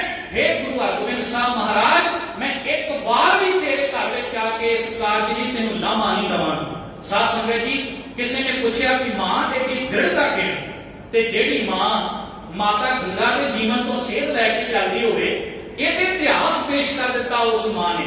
ਔਰ ਸਾਧ ਸੰਗਤ ਜੀ, ਐਵੇਂ ਨਹੀਂ ਅਰਦਾਸ ਵਿੱਚ ਕਿਹਾ ਜਾਂਦਾ ਕਿ ਜਿਨ੍ਹਾਂ ਸਿੰਘਾਂ ਸਿੰਘਣੀਆਂ ਧਰਨ ਹੇਤ ਸੀਸ ਦਿੱਤੇ, ਬੰਦ ਬੰਦ ਕਟਾਏ, ਖੋਪਰੀਆਂ ਲੋਹਾਈਆਂ ਚਰਖੜੀਆਂ ਤੇ ਚੜੇ ਤਨ ਆਰਿਆਂ ਨਾਲ ਚਰਵਾਏ। ਇੱਥੋਂ ਤੱਕ 17ਵੀਂ 18ਵੀਂ ਸਦੀ ਵਿੱਚ ਸਾਡੀਆਂ ਭੈਣਾਂ ਨੇ ਆਪਣੇ ਬੱਚਿਆਂ ਦੇ ਗਲਾਂ ਵਿੱਚ ਹਾਰ ਪਵਾਏ, ਟੋਟੇ ਟੋਟੇ ਕਰਵਾ ਕੇ, ਪਰ ਇੱਕ ਵਾਰ ਵੀ ਕਿਸੇ ਮਾਂ ਦੇ ਮੂੰਹ ਵਿੱਚੋਂ ਢੰਗੀ ਕਲਾ ਦੀ ਗੱਲ ਨਹੀਂ ਨਿਕਲੀ। ਇੱਕ ਪਾਸੇ ਗੱਲ ਵਿੱਚ ਹਾਰ ਤੇ ਸਾਰਾ ਦਿਨ ਚੱਕੀ ਪੀਣੀ, ਤੇ ਸ਼ਾਮ ਨੂੰ ਜਦੋਂ ਖੰਨੀ ਰੋਟੀ ਮਿਲਣੀ, ਅੱਧੀ ਰੋਟੀ ਮਿਲਣੀ ਗੁਜ਼ਰ ਵਾਸਤੇ, ਗੁਜ਼ਾਰੇ ਵਾਸਤੇ, ਤੇ ਮਾਂ ਨੇ ਅਰਦਾਸ ਕਰਤੀ, ਸੱਚੇ ਪਾਤਸ਼ਾਹ ਇਹ ਸਾਰਾ ਦਿਨ ਤੇਰੇ ਹੁਕਮ ਤੇ ਤੇਰੀ ਰਜ਼ਾ ਵਿੱਚ ਬਤੀਤ ਹੋਇਆ ਹੈ, ਕਿਰਪਾ ਕਰੀ 4 ਪਹਿਰ ਦੀ ਰਾਤ ਆਈ ਆ, ਸੱਚੇ ਪਾਤਸ਼ਾਹ ਇਹ ਵੀ ਰਾਤ ਤੇਰੇ ਹੁਕਮ ਤੇ ਤੇਰੇ ਭਾਣੇ 'ਚ ਬਤੀਤ ਹੋਵੇ। ਇਸ ਕਰਕੇ ਜੇ ਇਹ ਇਤਿਹਾਸ ਸਾਡੀ ਗਵਾਹੀ ਭਰਦਾ ਹੈ, ਤੇ ਇਸ ਇਤਿਹਾਸ ਦੀਆਂ ਨੀਹਾਂ ਵਿੱਚ ਮਾਤਾ ਗੰਗਾ ਜੀ ਵਰਗੀਆਂ ਉਹ ਮੂਰਤਾਂ, ਸਾਧ ਸੰਗਤ ਜੀ, ਉਹ ਮਹਾਨ ਜਿਹੜੀਆਂ ਮਾਤਾਵਾਂ ਨੇ, ਉਹ ਸਾਡੇ ਜੀਵਨ ਨੂੰ ਅੱਜ ਵੀ ਪਲ ਪਲ ਸੇਧ ਬਖਸ਼ਿਸ਼ ਕਰਦੀਆਂ ਹਨ। ਖੈਰ, ਮੈਂ ਬੇਨਤੀ ਕਰ ਰਿਹਾ ਸੀ, ਮਹਾਰਾਜ ਸਾਹਿਬ ਜੀ ਦੇ ਨਾਲ ਪਲ ਪਲ ਮਾਤਾ ਗੰਗਾ ਨੇ ਆਪ ਸਾਰਾ ਸਾਧ ਸੰਗਤ ਮੋਢੇ ਨਾਲ ਮੋਢਾ ਜੋੜ ਕੇ ਸਹਾਰਾ ਦਿੱਤਾ। ਔਰ ਗੁਰੂ ਹਰਗੋਬਿੰਦ ਸਾਹਿਬ ਮਹਾਰਾਜ ਸੱਚੇ ਪਾਤਸ਼ਾਹ, ਜਿਨ੍ਹਾਂ ਨੇ ਅਕਾਲ ਤਖਤ ਬਣਾਏ, ਭਾਈ ਸਾਹਿਬ ਭਾਈ ਗੁਰਦਾਸ ਜੀ ਵਰਗੇ ਮਹਾਨ ਸੂਰਮੇ, ਬਾਬਾ ਬੁੱਢਾ ਸਾਹਿਬ ਜੀ ਵਰਗੇ ਮਹਾਨ ਸੰਤ, ਤੇ ਸਾਧ ਸੰਗਤ ਉਸ ਵੇਲੇ 5 ਜਥੇ ਗੁਰੂ ਹਰਗੋਬਿੰਦ ਸਾਹਿਬ ਨੇ ਕਾਇਮ ਕੀਤੇ। ਇੱਕ ਮੈਂ ਆਪ ਜੀ ਦੇ ਗਿਆਨ ਲਈ ਦੱਸਣਾ ਚਾਹੁੰਦਾ। ਸਾਧ ਸੰਗਤ, ਕੁਝ ਗੱਲਾਂ ਗੁਰੂ ਹਰਗੋਬਿੰਦ ਸਾਹਿਬ ਤੇ ਗੁਰੂ ਗੋਬਿੰਦ ਸਿੰਘ ਦੀ ਜ਼ਿੰਦਗੀ 'ਚ ਬਰਾਬਰ ਨੇ, ਕਾਮਨ। ਜਿਵੇਂ ਇੱਕ ਵਿਦਵਾਨ ਲਿਖਦਾ ਹੈ ਵੀ ਜਿਹੜਾ ਮੀਰੀ ਤੇ ਪੀਰੀ ਦੀਆਂ 2 ਤਲਵਾਰਾਂ ਗੁਰੂ ਹਰਗੋਬਿੰਦ ਸਾਹਿਬ ਨੇ ਧਾਰਨ ਕੀਤੀਆਂ, ਕਹਿੰਦਾ ਇਹੋ ਹੀ 2 ਤਲਵਾਰਾਂ 2 ਧਾਰਾ ਖੰਡਾ ਬਣ ਕੇ ਗੁਰੂ ਗੋਬਿੰਦ ਸਿੰਘ ਮਹਾਰਾਜ ਦੇ ਹੱਥ ਵਿੱਚ ਆਇਆ। ਇਸੇ ਖੰਡੇ ਤੋਂ ਮਹਾਰਾਜ ਨੇ ਬਾਟੇ ਵਿੱਚ ਖੰਡਾ ਫੇਰ ਕੇ ਤੇ ਅੰਮ੍ਰਿਤ ਤਿਆਰ ਕੀਤਾ। ਔਰ ਜੇ ਉਹ ਅੰਮ੍ਰਿਤ ਛਕ ਕੇ ਗਿੱਦੜਾਂ ਤੋਂ ਸ਼ੇਰ ਬਣੇ, ਜੇ ਉੱਥੇ ਫਿਰ ਸਾਧ ਸੰਗਤ ਚਿੜੀਆਂ ਦੇ ਬਾਜਾਂ ਦਾ ਸਾਹਮਣਾ ਕੀਤਾ, ਜੇ ਮਜਨੂਨ ਤੇ ਕਾਇਰ ਤੇ ਡਰਪੋਕ ਜਿਨ੍ਹਾਂ ਨੂੰ ਕਿਹਾ ਜਾਂਦਾ ਸੀ, ਉਹਨਾਂ ਨੇ ਸਾਧ ਸੰਗਤ ਜੀ ਕੰਧ ਬਣ ਕੇ ਮੁਗਲਾਂ ਦੇ ਰਾਹ ਬੰਦ ਕਰ ਦਿੱਤੇ। ਤੇ ਉਹਦਾ ਕਾਰਨ ਕੇਵਲ ਤੇ ਕੇਵਲ ਇਹ ਸੀ, ਉਹ 2 ਧਾਰੇ ਖੰਡੇ ਨਾਲ ਤਿਆਰ ਕੀਤਾ ਹੋਇਆ ਅੰਮ੍ਰਿਤ। ਤੇ ਉਹ 2 ਧਾਰਾ ਖੰਡਾ ਕਿੱਥੋਂ ਬਣਦਾ ਹੈ? ਉਹ ਮੀਰੀ ਪੀਰੀ ਦੇ ਮਾਲਕ ਗੁਰੂ ਹਰਗੋਬਿੰਦ ਸਾਹਿਬ ਮਹਾਰਾਜ ਦੀਆਂ ਪਹਿਲੀਆਂ 2 ਤਲਵਾਰਾਂ ਨੇ, ਜਿਹੜੀਆਂ 10ਵੇਂ ਜਾਮੇ 'ਚ ਜਾ ਕੇ ਇਕੱਠੀਆਂ ਹੋ ਕੇ 2 ਧਾਰਾ ਖੰਡਾ ਬਣ ਜਾਂਦੀਆਂ ਹਨ। ਇੱਕ ਬੇਨਤੀ ਹੋਰ ਹੈ, ਜਦੋਂ ਗੁਰੂ ਗੋਬਿੰਦ ਸਿੰਘ ਮਹਾਰਾਜ ਨੇ ਅੰਮ੍ਰਿਤ ਛਕਾਇਆ ਤੇ ਸਿੱਖ ਬੜੀ ਦੂਰ ਦੂਰ ਤੋਂ ਆਏ। ਵੇਖੋ, ਕੋਈ ਬਿਦਰ ਤੋਂ ਆਏ, ਕੋਈ ਜਗਨਨਾਥਪੁਰੀ ਤੋਂ ਆਏ, कोई द्वारका तो आ रहा है, ਅਸੀਂ ਕਦੇ ਮਹਿਸੂਸ ਕੀਤਾ ਵੀ ਇਹ ਸਾਰੇ ਏਡੇ ਏਡੇ ਦੂਰ ਤੋਂ ਕਿਉਂ ਆਏ? ਕਿਉਂਕਿ ਇਹ ਬਖਸ਼ਿਸ਼ਾਂ ਸਨ ਗੁਰੂ ਨਾਨਕ ਸਾਹਿਬ ਮਹਾਰਾਜ ਦੀਆਂ। ਸੱਚੇ ਪਾਤਸ਼ਾਹ ਨੇ ਦੂਰ ਦੂਰ ਤੱਕ ਜਾ ਕੇ ਸਿੱਖੀ ਦਾ ਪ੍ਰਚਾਰ ਕੀਤਾ। ਫਿਰ ਅਗਲੀ ਗੱਲ, ਜਿਹੜੇ 5 ਪਿਆਰੇ ਧੰਨ ਗੁਰੂ ਗੋਬਿੰਦ ਸਿੰਘ ਮਹਾਰਾਜ ਨੇ ਸਥਾਪਿਤ ਕੀਤੇ, ਇਹਦੇ ਤੋਂ ਪਹਿਲਾਂ ਉਹਨਾਂ ਦੇ ਦਾਦਾ ਜੀ ਗੁਰੂ ਹਰਗੋਬਿੰਦ ਸਾਹਿਬ ਮਹਾਰਾਜ, ਉਹਨਾਂ ਨੇ 5 ਜਥੇ ਸ੍ਰੀ ਅਕਾਲ ਤਖਤ ਸਾਹਿਬ ਦੀ ਧਰਤੀ ਤੋਂ ਆਪ ਨਵਾਜੇ ਸਨ। 5 ਜਥੇ। ਹੁਣ ਉਹ 5 ਸਿੱਖ ਕਿਹੜੇ ਸੀ ਜਿਹੜੇ ਮੀਰੀ ਪੀਰੀ ਦੇ ਮਾਲਕ ਗੁਰੂ ਹਰਗੋਬਿੰਦ ਸਾਹਿਬ ਮਹਾਰਾਜ ਦੇ ਨਾਲ ਰਹੇ ਤੇ ਜਿਨ੍ਹਾਂ ਨੂੰ ਜਥਿਆਂ ਦੇ ਜਥੇਦਾਰ ਬਣਾਇਆ ਗੁਰੂ ਹਰਗੋਬਿੰਦ ਸਾਹਿਬ ਮਹਾਰਾਜ ਨੇ? ਉਹ ਹੈ ਭਾਈ ਜੇਠਾ, ਉਹ ਹੈ ਭਾਈ ਨੰਦਾ, ਭਾਈ ਪੈੜਾ, ਭਾਈ ਮੋਖਾ ਤੇ ਬਾਬਾ ਬਿਧੀ ਚੰਦ ਸਾਹਿਬ। ਅੱਜ ਪਤਾ ਘਾਟ ਕੀ ਹੈ? ਅਸੀਂ ਪੜ੍ਹਦੇ ਨਹੀਂ, ਅਸੀਂ ਲਿਟਰੇਚਰ ਨਹੀਂ ਪੜ੍ਹਦੇ, ਮਾਫ ਕਰਨਾ। ਅੱਜ ਪੂਰੀ ਕੌਮ ਦਾ 99% ਜਿਹੜਾ ਸਾਡੀ ਕੌਮ ਦਾ ਹਿੱਸਾ ਹੈ ਕੇਵਲ ਇੱਕ ਬਾਬੇ ਬਿਧੀ ਚੰਦ ਬਾਰੇ ਜਾਣਦਾ ਹੈ। ਉਹਦਾ ਕਾਰਨ ਇਹ ਵੀ ਉਹਨਾਂ ਦੀ ਅੱਗੋਂ ਅੰਸ਼ ਵੰਸ਼ ਨੇ ਬਹੁਤ ਜ਼ਿਆਦਾ ਪ੍ਰਚਾਰ ਕੀਤਾ, ਪਰ ਸਾਧ ਸੰਗਤ ਜਿੰਨਾ ਸਿੱਖੀ ਚ ਯੋਗਦਾਨ ਬਾਬੇ ਬਿਧੀ ਚੰਦ ਦਾ ਹੈ, ਜਿਹੜੀ ਬਖਸ਼ਿਸ਼ ਗੁਰੂ ਹਰਗੋਬਿੰਦ ਸਾਹਿਬ ਨੇ ਬਾਬਾ ਬਿਧੀ ਚੰਦ ਤੇ ਕੀਤੀ ਹੈ, ਉਹ ਬਖਸ਼ਿਸ਼ ਭਾਈ ਨੰਦਾ ਤੇ ਸੀ, ਉਹੋ ਹੀ ਬਖਸ਼ਿਸ਼ ਭਾਈ ਜੇਠੇ ਤੇ ਸੀ, ਤੇ ਉਹੋ ਹੀ ਭਾਈ ਪੈੜੇ ਤੇ ਭਾਈ ਮੋਖੇ ਤੇ ਸੀ। ਅੱਜ ਬਦਕਿਸਮਤੀ ਇਹ ਹੈ ਵੀ 5 ਜਥੇ ਜਿਹੜੇ ਗੁਰੂ ਹਰਗੋਬਿੰਦ ਸਾਹਿਬ ਨੇ ਬਣਾਏ, ਉਹਦੇ ਚੋਂ ਸਾਨੂੰ ਕੇਵਲ ਇੱਕ ਦਾ ਨਾਮ ਆਉਂਦਾ ਹੈ, ਬਾਕੀ ਚਾਰਾਂ ਬਾਰੇ ਨਾ ਤੇ ਸਟੇਜ ਤੇ ਗੱਲ ਹੁੰਦੀ ਹੈ ਤੇ ਨਾ ਹੀ ਸਾਧ ਸੰਗਤ ਉਹਨਾਂ ਦੇ ਕੋਈ ਦਿਨ ਵੱਡੇ ਪੱਧਰ ਤੇ ਬਾਬੇ ਜੇਠੇ ਨੂੰ ਛੱਡ ਕੇ ਮਨਾਏ ਜਾਂਦੇ ਹਨ। ਏਡੀ ਕੁਰਬਾਨੀ ਸੀ ਭਾਈ ਜੇਠੇ ਦੀ ਕਿ ਜਦੋਂ ਮਹਾਰਾਜ ਸਾਹਿਬ ਜੀ ਨੂੰ ਉਸ ਵੇਲੇ ਦੀ ਹਕੂਮਤ ਨੇ ਗਵਾਲੀਅਰ ਦੇ ਕਿਲੇ ਵਿੱਚ ਕੈਦ ਕੀਤਾ ਨਾ, ਤੇ ਵੱਡੇ ਵੱਡੇ ਜਥੇ ਬਾਬਾ ਬੁੱਢਾ ਸਾਹਿਬ ਤੇ ਇਹਨਾਂ ਸਿੱਖਾਂ ਦੀ ਅਗਵਾਈ ਕੀ ਦਿੱਲੀ ਦੀ ਧਰਤੀ ਤੋਂ ਆਗਰੇ ਤੱਕ ਜਾਂਦੇ ਰਹੇ। ਔਰ ਸਾਧ ਸੰਗਤ ਮਹਾਰਾਜ ਸੱਚੇ ਪਾਤਸ਼ਾਹ ਇੱਕ ਦਿਨ ਫਿਰ ਇਸ ਭਾਰੀ ਸਿੱਖਾਂ ਦੇ ਹਜੂਮ ਨੂੰ ਵੇਖ ਕੇ ਜਹਾਂਗੀਰ ਨੂੰ ਵੀ ਮਜਬੂਰ ਹੋਣਾ ਪਿਆ ਸੀ ਤੇ ਉਹਨੇ ਧੰਨ ਗੁਰੂ ਹਰਗੋਬਿੰਦ ਸਾਹਿਬ ਮਹਾਰਾਜ ਨੂੰ ਰਿਹਾ ਕਰ ਦਿੱਤਾ। ਸਾਧ ਸੰਗਤ ਜੀ, ਗੁਰੂ ਬੰਦੀ ਛੋੜ ਹੈ। ਮਹਾਰਾਜ ਸਾਹਿਬ ਬਾਣੀ ਵਿੱਚ ਕਹਿੰਦੇ ਨੇ, ਗਈ ਪਹੋੜ ਬੰਦੀ ਛੋੜ ਨਿਰੰਕਾਰ ਕੋ ਖੁਦਾਈ, ਕਰਮ ਨਾ ਜਾਣਾ ਧਰਮ ਨਾ ਜਾਣਾ ਗੋਭੀ ਮਾਇਆ ਕਰ। ਪਰ ਫਿਰ ਵੀ ਜੇ ਕਿਤੇ ਗਵਾਲੀਅਰ ਦੇ ਕਿਲੇ ਦੀ ਗੱਲ ਕਰੀਏ, ਮੈਂ ਟੂਕ ਮਾਤਰ ਦੱਸਣਾ ਚਾਹੁੰਦਾ, ਗੁਰੂ ਹਰਗੋਬਿੰਦ ਸਾਹਿਬ ਮਹਾਰਾਜ ਪਹਿਲੀ ਉਹ ਸਾਖਸ਼ਾਤ ਮੂਰਤ ਨੇ ਜਿਹੜੇ ਆਪ ਜਿੰਦਾ ਸਰੀਰ ਕਰਕੇ ਗਵਾਲੀਅਰ ਦੇ ਕਿਲੇ ਤੋਂ ਰਿਹਾ ਹੋਏ ਤੇ ਕੱਲੇ ਆਪ ਹੀ ਨਹੀਂ ਹੋਏ, ਉਹ ਬੇਕਸੂਰ 52 ਰਾਜੇ ਵੀ ਰਿਹਾ ਕਰਾਏ, ਜਿਨ੍ਹਾਂ ਦੀਆਂ ਰਿਆਸਤਾਂ ਤੋਂ ਐਵੇਂ ਲੱਗਦਾ ਸੀ ਜਹਾਂਗੀਰ ਨੂੰ ਕਿ ਸਾਨੂੰ ਬਹੁਤ ਵੱਡਾ ਖਤਰਾ ਹੈ। ਜਦੋਂ ਮਹਾਰਾਜ ਸੱਚੇ ਪਾਤਸ਼ਾਹ ਗਵਾਲੀਅਰ ਜਾਂਦੇ ਤੇ ਸਾਧ ਸੰਗਤ ਜੀ ਉਥੋਂ ਫਿਰ 52 ਰਾਜਿਆਂ ਨੂੰ, ਕਿਉਂਕਿ 52 ਕਲੀਆਂ ਵਾਲਾ ਚੋਲਾ ਜਿਹੜਾ ਅੱਜ ਵੀ ਮਿਲਗੇ ਦੀ ਧਰਤੀ ਤੇ ਸਾਡੀ ਕੌਮ ਨੇ ਸਾਂਭ ਕੇ ਰੱਖਿਆ ਤੇ ਸੰਗਤ ਗਾਹੇ ਬਗਾਹੇ ਗੁਰੂ ਹਰਗੋਬਿੰਦ ਸਾਹਿਬ ਦੇ ਚੋਲੇ ਦੇ ਦਰਸ਼ਨ ਕਰਦੀ ਹੈ। ਮਹਾਰਾਜ ਸਾਹਿਬ ਨੇ 52 ਕਲੀਆਂ ਵਾਲਾ ਚੋਲਾ ਤਨ ਤੇ ਧਾਰਨ ਕੀਤਾ, ਇੱਕ ਇੱਕ ਰਾਜੇ ਨੇ ਇੱਕ ਇੱਕ ਕੰਨੀ ਫੜੀ ਤੇ ਸਾਧ ਸੰਗਤ ਜੀ ਜਦੋਂ ਰਿਹਾ ਹੋ ਕੇ ਮਹਾਰਾਜ ਆਪ ਸ੍ਰੀ ਅੰਮ੍ਰਿਤਸਰ ਆਉਂਦੇ, ਉੱਥੇ ਮੈਂ ਇੱਕ ਛੋਟੀ ਜਿਹੀ ਘਟਨਾ ਆਗਰੇ ਦੀ ਉਹਦਾ ਜ਼ਿਕਰ ਜ਼ਰੂਰ ਕਰਨਾ ਚਾਹੁੰਦਾ, ਕਿਉਂਕਿ ਮੈਂ ਬੇਨਤੀ ਕਰ ਰਿਹਾ ਸੀ ਕਿ ਗੁਰੂ ਤੇ ਸਿੱਖ ਦਾ ਰਿਸ਼ਤਾ ਜਿਹੜਾ ਹੈ ਨਾ, ਇਹ ਆਪਸ ਵਿੱਚ ਬੜਾ ਨਿੱਘ ਦੇਣ ਵਾਲਾ, ਬੜਾ ਪਿਆਰ ਦੇਣ ਵਾਲਾ ਹੈ। ਔਰ ਸਿੱਖ ਜਿਹੜਾ ਉਹ ਭਾਵਨਾ ਦੇ ਨਾਲ ਜਦੋਂ ਗੁਰੂ ਨੂੰ ਯਾਦ ਕਰੇ ਨਾ, ਤੇ ਇਹਦੇ ਵਿੱਚ ਕੋਈ ਦੋਰਾਵਾ ਨਹੀਂ ਕਿ ਗੁਰੂ ਆਪ ਪੌੜੀ ਕਰਕੇ ਸਿੱਖ ਦੇ ਘਰ ਤੱਕ ਪਹੁੰਚ ਜਾਂਦਾ ਹੈ। ਤੇ ਤੁਹਾਡੇ ਤੇ ਇਸ ਕਸ਼ਮੀਰ ਦੀ ਵੈਸੇ ਘਟਨਾ ਗੁਰੂ ਹਰਗੋਬਿੰਦ ਸਾਹਿਬ ਨਾਲ ਜੁੜਦੀ ਆ ਕਿ ਜਦੋਂ ਮਾਤਾ ਭਾਗ ਭਰੀ ਜਿਹੜੀ ਗੁਰੂ ਅਮਰਦਾਸ ਮਹਾਰਾਜ ਦੇ ਘਰ ਦੀ ਪ੍ਰਚਾਰਕ ਵੀ ਸੀ, ਮੈਂ ਤੁਹਾਡੀ ਜਾਣਕਾਰੀ ਲਈ ਦੱਸਣਾ ਚਾਹੁੰਦਾ ਕਿ ਗੁਰੂ ਅਮਰਦਾਸ ਮਹਾਰਾਜ ਨੇ 22 ਮੰਜੀਆਂ ਸਿੱਖ ਧਰਮ ਦੇ ਪ੍ਰਚਾਰ ਲਈ ਨਿਯੁਕਤ ਕੀਤੀਆਂ ਤੇ 22 ਦੇ ਵਿੱਚੋਂ ਮਾਤਾ ਭਾਗ ਭਰੀ ਨੂੰ ਵੀ ਇੱਕ ਮੰਜੀ ਦਿੱਤੀ ਸੀ ਤੇ ਉਸ ਨਾਲ ਕਿਹਾ ਕਿ ਤੁਸੀਂ ਕਸ਼ਮੀਰ ਦੀ ਧਰਤੀ ਤੇ ਜਾ ਕੇ ਸਿੱਖੀ ਦਾ ਪ੍ਰਚਾਰ ਕਰੋ। ਹੁਣ ਵੇਖੋ ਵੀ ਸਿੱਖ ਨੂੰ ਕਿਵੇਂ ਪਤਾ ਹੈ ਕਿ ਗੁਰੂ ਨੇ ਅੱਜ ਹੀ ਆਉਣਾ ਹੈ? ਮਤਲਬ ਸਿੱਖ ਦਾ ਤੇ ਗੁਰੂ ਦਾ ਇੱਕ ਰੂਹ ਦਾ ਰਿਸ਼ਤਾ ਹੈ, ਇੱਕ ਪਿਆਰ ਦਾ ਤੇ ਬਰਾਗ ਦਾ ਰਿਸ਼ਤਾ ਹੈ। ਇਤਿਹਾਸ ਕਹਿੰਦਾ, ਗੁਰਬਲਾਸ ਵਿੱਚ ਲਿਖਿਆ ਹੈ, ਕਹਿੰਦੇ ਕਿ ਜਦੋਂ ਮਾਤਾ ਭਾਗ ਭਰੀ ਆਪਣੇ ਘਰ 'ਚ ਬੈਠੀ ਪ੍ਰਸ਼ਾਦਾ ਤਿਆਰ ਕਰ ਰਹੀ ਸੀ ਨਾ, ਤੇ ਮਨ 'ਚ ਇੱਕ ਬਲਵਲਾ ਸੀ, ਭਾਵਨਾ ਸੀ ਵੀ ਐਂ ਲੱਗਦਾ ਕਿ ਅੱਜ ਗੁਰੂ ਹਰਗੋਬਿੰਦ ਸਾਹਿਬ ਨੇ ਮੇਰੇ ਘਰ ਆਉਣਾ ਹੈ ਤੇ ਮੇਰੇ ਘਰ ਵਿੱਚ ਆਪਣੇ ਮੁਬਾਰਕ ਚਰਨ ਪਾਉਣੇ। ਇਹਨੇ ਹੁਣ ਆਪ ਇੱਕ ਚੋਲਾ ਵੀ ਮਾਤਾ ਭਾਗ ਭਰੀ ਨੇ ਤਿਆਰ ਕੀਤਾ ਸੀ ਔਰ ਸਾਧ ਸੰਗਤ ਲੰਗਰ ਤਿਆਰ ਕਰ ਰਹੀ। ਮਹਾਰਾਜ ਸਿੱਖਾਂ ਸਮੇਤ ਆਏ। ਦੇਖੋ ਕਿੱਥੇ ਅੰਮ੍ਰਿਤਸਰ ਦੀ ਧਰਤੀ, ਕੋਈ ਰਸਤਾ ਨਹੀਂ, ਰਾਹ ਨਹੀਂ, ਖੜਾ ਨਹੀਂ, ਕਿੱਥੇ ਉਹ ਕਸ਼ਮੀਰ ਦੀ ਧਰਤੀ ਜਿੱਥੇ ਮਾਤਾ ਭਾਗ ਭਰੀ ਨੂੰ ਜਾ ਕੇ ਦਰਸ਼ਨ ਦਿੱਤੇ, ਸਿੱਖਾਂ ਦੇ ਸਮੇਤ ਜਾ ਕੇ ਉਹਦੇ ਘਰ ਦੇ ਲੱਕੜ ਦੇ ਦਰਵਾਜ਼ੇ ਨੂੰ ਪਾਤਸ਼ਾਹ ਖੜਕਾਉਂਦੇ ਆ। ਮਾਤਾ ਭਾਗ ਭਰੀ ਆਪ ਲੰਗਰ ਤਿਆਰ ਕਰ ਰਹੀ ਆ ਤੇ ਸਾਧ ਸੰਗਤ ਉਹਦਾ ਪੁੱਤਰ ਬੂਹਾ ਖੋਲਦਾ ਹੈ ਤੇ ਬੂਹਾ ਖੋਲਣ ਤੋਂ ਬਾਅਦ ਮੀਰੀ ਪੀਰੀ ਦੇ ਮਾਲਕ ਗੁਰੂ ਹਰਗੋਬਿੰਦ ਸਾਹਿਬ ਆਵਾਜ਼ ਦੇ ਕੇ ਕਹਿੰਦੇ ਆ, ਮਾਤਾ ਅਸੀਂ ਆ ਗਏ ਹਾਂ। ਤੇ ਅਗਲੇ ਪਾਸਿਓਂ ਆਵਾਜ਼ ਆਈ ਕਿ ਕੌਣ ਹੈ? ਮਹਾਰਾਜ ਸਾਹਿਬ ਨੇ ਦੱਸਿਆ ਨਹੀਂ ਕਿ ਗੁਰੂ ਹਰਗੋਬਿੰਦ ਸਾਹਿਬ ਹੈ। ਮਹਾਰਾਜ ਨੇ ਦੂਜਾ ਵਚਨ ਕੀਤਾ, ਕਹਿਣ ਲੱਗੇ ਮਾਤਾ ਜੀ ਭੁੱਖ ਬੜੀ ਲੱਗੀ ਹੈ, ਪ੍ਰਸ਼ਾਦਾ ਛਕਣਾ ਹੈ। ਤੇ ਮਾਤਾ ਭਾਗ ਭਰੀ ਨੇ ਵੇਖਿਆ ਨਹੀਂ ਗੁਰੂ ਹਰਗੋਬਿੰਦ ਸਾਹਿਬ ਵੱਲੇ। ਗੁਰਬਿਲਾਸ ਦਾ ਕਰਤਾ ਲਿਖਦਾ ਹੈ ਕਿ ਮਾਤਾ ਨੇ ਆਵਾਜ਼ ਦੇ ਕੇ ਕਿਹਾ, ਚਲੇ ਜਾਓ, ਮੈਂ ਤੇ ਪ੍ਰਸ਼ਾਦਾ ਗੁਰੂ ਹਰਗੋਬਿੰਦ ਸਾਹਿਬ ਵਾਸਤੇ ਤਿਆਰ ਕਰ ਰਹੀ ਹਾਂ। ਜਦੋਂ ਇਹ ਵਚਨ ਕੀਤਾ ਨਾ, ਫਿਰ ਤੀਸਰੀ ਵਾਰ ਮੀਰੀ ਪੀਰੀ ਦੇ ਮਾਲਕ ਗੁਰੂ ਹਰਗੋਬਿੰਦ ਸਾਹਿਬ ਮਹਾਰਾਜ ਕਹਿਣ ਲੱਗੇ, ਕਹਿੰਦੇ ਮਾਤਾ ਠੀਕ ਹੈ, ਪ੍ਰਸ਼ਾਦਾ ਨਾ ਛਕਾ, ਪਰ ਅਸੀਂ ਤੇਰੇ ਘਰ ਆ ਕੇ ਉਹ ਚੋਲਾ ਧਾਰਨ ਕਰਨ ਵਾਸਤੇ ਆਏ ਆ ਜਿਹੜਾ ਤੂੰ ਸਾਡੇ ਵਾਸਤੇ ਆਪਣੇ ਹੱਥੀਂ ਤਿਆਰ ਕੀਤਾ ਹੈ। ਸਾਧ ਸੰਗਤ, ਉਥੋਂ ਫਿਰ ਮਾਤਾ ਭਾਗ ਭਰੀ ਲੰਗਰ ਪਕਾਉਂਦੀ ਉੱਠ ਕੇ ਆਈ। ਤੇ ਵੇਖੋ ਇੰਨੇ ਸਿੱਖਾਂ ਦੇ ਵਿੱਚੋਂ ਗੁਰੂ ਹਰਗੋਬਿੰਦ ਸਾਹਿਬ ਨੂੰ ਪਛਾਣ ਕੇ ਮਹਾਰਾਜ ਦੇ ਚਰਨਾਂ ਦੇ ਉੱਤੇ ਆਪਣਾ ਸੀਸ ਅਰਪਿਤ ਕਰ ਦਿੰਦੀ ਹੈ, ਭੇਟਾ ਗੁਰੂ ਦੀ ਮੁਬਾਰਕ ਝੋਲੀ ਪਾ ਦਿੰਦੀ ਹੈ। ਹੁਣ ਇਹਦਾ ਮਤਲਬ ਵੀ ਮਾਤਾ ਨੂੰ ਕਿਵੇਂ ਪਤਾ ਹੈ ਕਿ ਇੰਨੇ ਸਿੱਖਾਂ ਦੇ ਹਜ਼ੂਰ ਵਿੱਚ ਇਹੀ ਗੁਰੂ ਹੈ?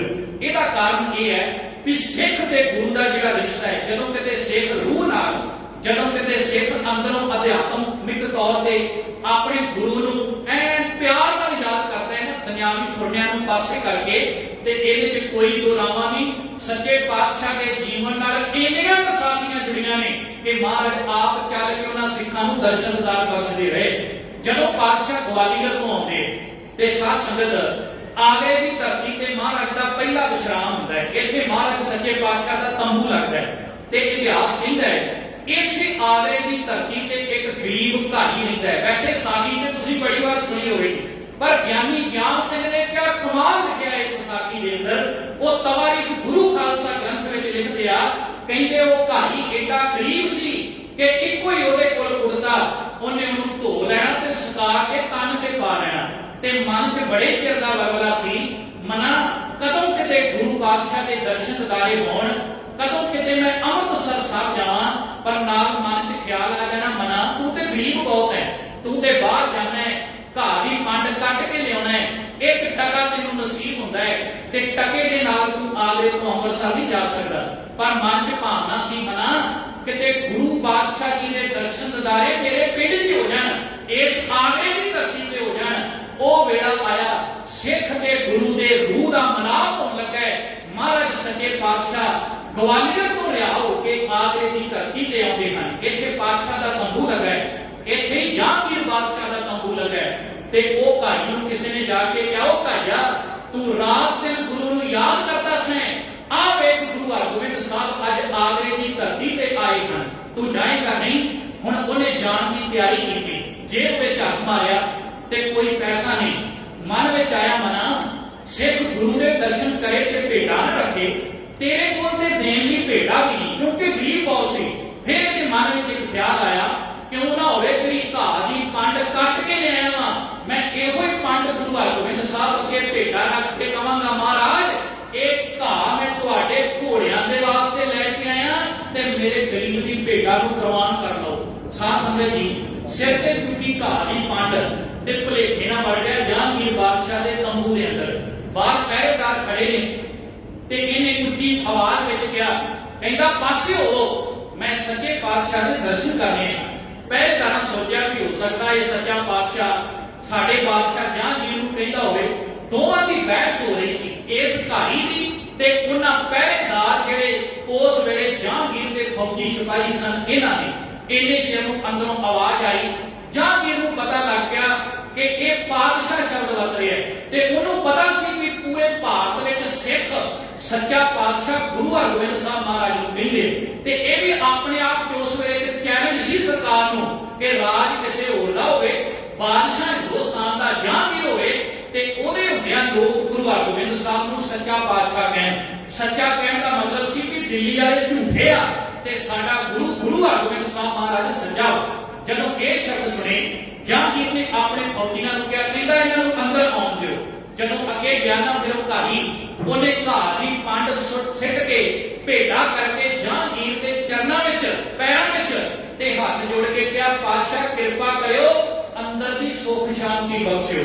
ਹੁਣ ਦਿੱਲੀ ਦਾ ਬਾਦਸ਼ਾਹ ਹੋਵੇ ਤੇ ਸਾਧ ਸੰਗਤ ਜੀ, ਜਿਹੜਾ ਆਪ ਅੰਦਰ ਦੀ ਸ਼ਾਂਤੀ ਲੱਭਦਾ ਫਿਰਦਾ ਹੋਵੇ, ਜਿਹੜਾ ਆਪ ਭਟਕਦਾ ਫਿਰਦਾ ਹੋਵੇ, ਉਹ ਵੀ ਇੱਕ ਨਹੀਂ ਕਈ ਪੀੜ੍ਹੀਆਂ ਤੋਂ ਭਟਕਦਾ ਫਿਰਦਾ किवें दे सकदा है? हाँ, मुक्त ਉਹੀ कर सकदा है ਜਿਹੜਾ आप मुक्त है। यही कारण है गुरु हरगोबिंद साहब आप मुक्त ने ते उन्होंने 52 ਤੇ 52 राजे मुक्त कराए ते रिहा भी कराए। ਐਵੇਂ ਥੋੜੀ ਆਪਾਂ ਬਾਣੀ ਵਿੱਚ ਪੜ੍ਹਦੇ ਹਾਂ ਜਦੋਂ ਮਹਾਰਾਜ ਸਾਹਿਬ ਕਹਿੰਦੇ ਨਾਰਾਇਣ ਨਰਪਤ ਨਮਸਕਾਰੇ ऐसे गुर को पल पल जाइए आप मुक्त मोए तारे। जेड़ा आप मुक्त होगा दुनिया ਨੂੰ ਤਾਰਨ ਦੀ ਸਮਰੱਥਾ ਉਹੀ ਰੱਖਦਾ ਹੈ। ਜਹਾਂਗੀਰ ਹੁਣ ਕਿਸੇ ਨੂੰ ਮੁਕਤੀ ਨਹੀਂ ਦੇ ਸਕਦਾ। ਉਹਨੇ ਕਿਹਾ ਵੀ ਸਿੱਖਾ ਮੈਨੂੰ ਐਂ ਲੱਗਦਾ ਕਿ ਤੈਨੂੰ ਭੁਲੇਖਾ ਪੈ ਗਿਆ ਹੈ, ਇਹ ਤੰਬੂ ਹਿੰਦੁਸਤਾਨ ਦੇ ਬਾਦਸ਼ਾਹ ਜਹਾਂਗੀਰ ਦਾ ਤੰਬੂ ਹੈ। ਇੰਨਾ ਸੁਣਿਆ, ਵੇਖੋ ਸਿੱਖ ਦੀ ਜੁਰਤ, ਉਹ ਸਿੱਖ ਦੀ ਦਲੇਰੀ ਵੇਖੋ ਖਾਲਸਾ ਜੀ। ਉਹਨੇ ਚੁੱਕੀ ਘਾਹ ਦੀ ਪੰਡ ਸਿਰ ਤੇ ਰੱਖ ਕੇ ਕਿਹਾ ਬਾਦਸ਼ਾਹ ਜਹਾਂਗੀਰ ਮੈਨੂੰ ਮਾਫ ਕਰੋ, ਮੈਂ ਭੁਲੇਖੇ ਨਾਲ ਤੁਹਾਡੇ ਦਰਬਾਰ ਵਿੱਚ ਆ ਗਿਆ ਸੀ। ਜਹਾਂਗੀਰ ਕਹਿੰਦਾ ਗੱਲ ਸੁਣ ਭਾਈਆ, ਤੈਨੂੰ ਇਹ ਨਹੀਂ ਪਤਾ ਵੀ ਭੇਟਾ ਕਿਸੇ ਦੇ ਪੈਰਾਂ 'ਚ ਰੱਖ ਕੇ ਚੁੱਕੀ ਦੀ ਨਹੀਂ, ਤੇ ਚੁੱਕਣ ਵਾਲਾ ਜਿਹੜਾ ਬੰਦਾ ਹੈ ਜੇ ਭੇਟਾ ਰੱਖ ਕੇ ਚੁੱਕ ਲੈਂਦਾ ਹੈ ਤੇ ਇਹਦਾ ਮਤਲਬ ਉਹ ਜਿਹਦੇ ਪੈਰਾਂ 'ਚ ਭੇਟਾ ਰੱਖੀ ਉਹਦੀ ਤੋਹੀਨ ਕਰ ਰਿਹਾ ਤੇ ਤੂੰ ਮੇਰੀ ਤੋਹੀਨ ਕਰ ਰਿਹਾ। ਇਸ ਘਾਹ ਦੀ ਪੰਡ ਬਦਲੇ 10 ਕਿੰਨੀਆਂ ਮੋਹਰਾਂ ਚਾਹੀਦੀਆਂ ਨੇ, ਮੈਂ ਤੈਨੂੰ ਮੋਹਰਾਂ ਦੇ ਦਿਆਂਗਾ। ਤੇ ਜਹਾਂਗੀਰ ਬਾਦਸ਼ਾਹ ਨੇ ਜਦੋਂ ਇਹ ਗੱਲ ਕਹੀ ਨਾ ਤੇ ਉਹ ਗਿਆਨੀ ਗਿਆਨ ਸਿੰਘ ਲਿਖਦੇ ਆ ਕਿ ਘਾਜੀ ਸਿੱਖ ਕਹਿਣ ਲੱਗਾ, ਕਹਿੰਦਾ ਬਾਦਸ਼ਾਹ ਮੋਹਰਾਂ ਸਾਡੇ ਘਰ 'ਚ ਵੀ ਬੜੀਆਂ ਨੇ। ਕੋਈ ਸਮਾਂ ਸੀ ਅਸੀਂ ਬੜੇ ਅਮੀਰ ਹੁੰਦੇ ਸੀ, ਬਹਿਲੋਲ ਲੋਧੀ ਤੇ ਸਿਕੰਦਰ ਲੋਧੀ ਵੇਲੇ ਦੇ ਸਿੱਕੇ ਸਾਡੇ ਕੋਲ ਸਾਂਭੇ ਪਏ ਨੇ। ਰਾਜ ਭਾਗ ਬਦਲਿਆ, ਤੁਸੀਂ ਆਪਣੀ ਮੋਹਰ ਤੁਹਾਡੇ ਵੱਡੇ ਵਡੇਰਿਆਂ ਨੇ ਸਥਾਪਿਤ ਕੀਤੀ ਤੇ ਸਾਡੀਆਂ ਮੋਹਰਾਂ ਕਿਸੇ ਕੰਮ ਨਾ ਆਈਆਂ, ਉਹ ਸਿੱਕੇ ਖੋਟੇ ਹੋ ਗਏ। ਕੀ ਮੇਰੇ ਉਹ ਸਿੱਕੇ ਤੁਹਾਡੇ ਦਰਬਾਰ 'ਚ ਚੱਲ ਸਕਦੇ ਆ ਜਿਹੜੇ ਲੋਧੀ ਵੇਲੇ ਦੇ ਸਿੱਕੇ ਸਾਡੇ ਘਰ 'ਚ ਪਏ ਆ?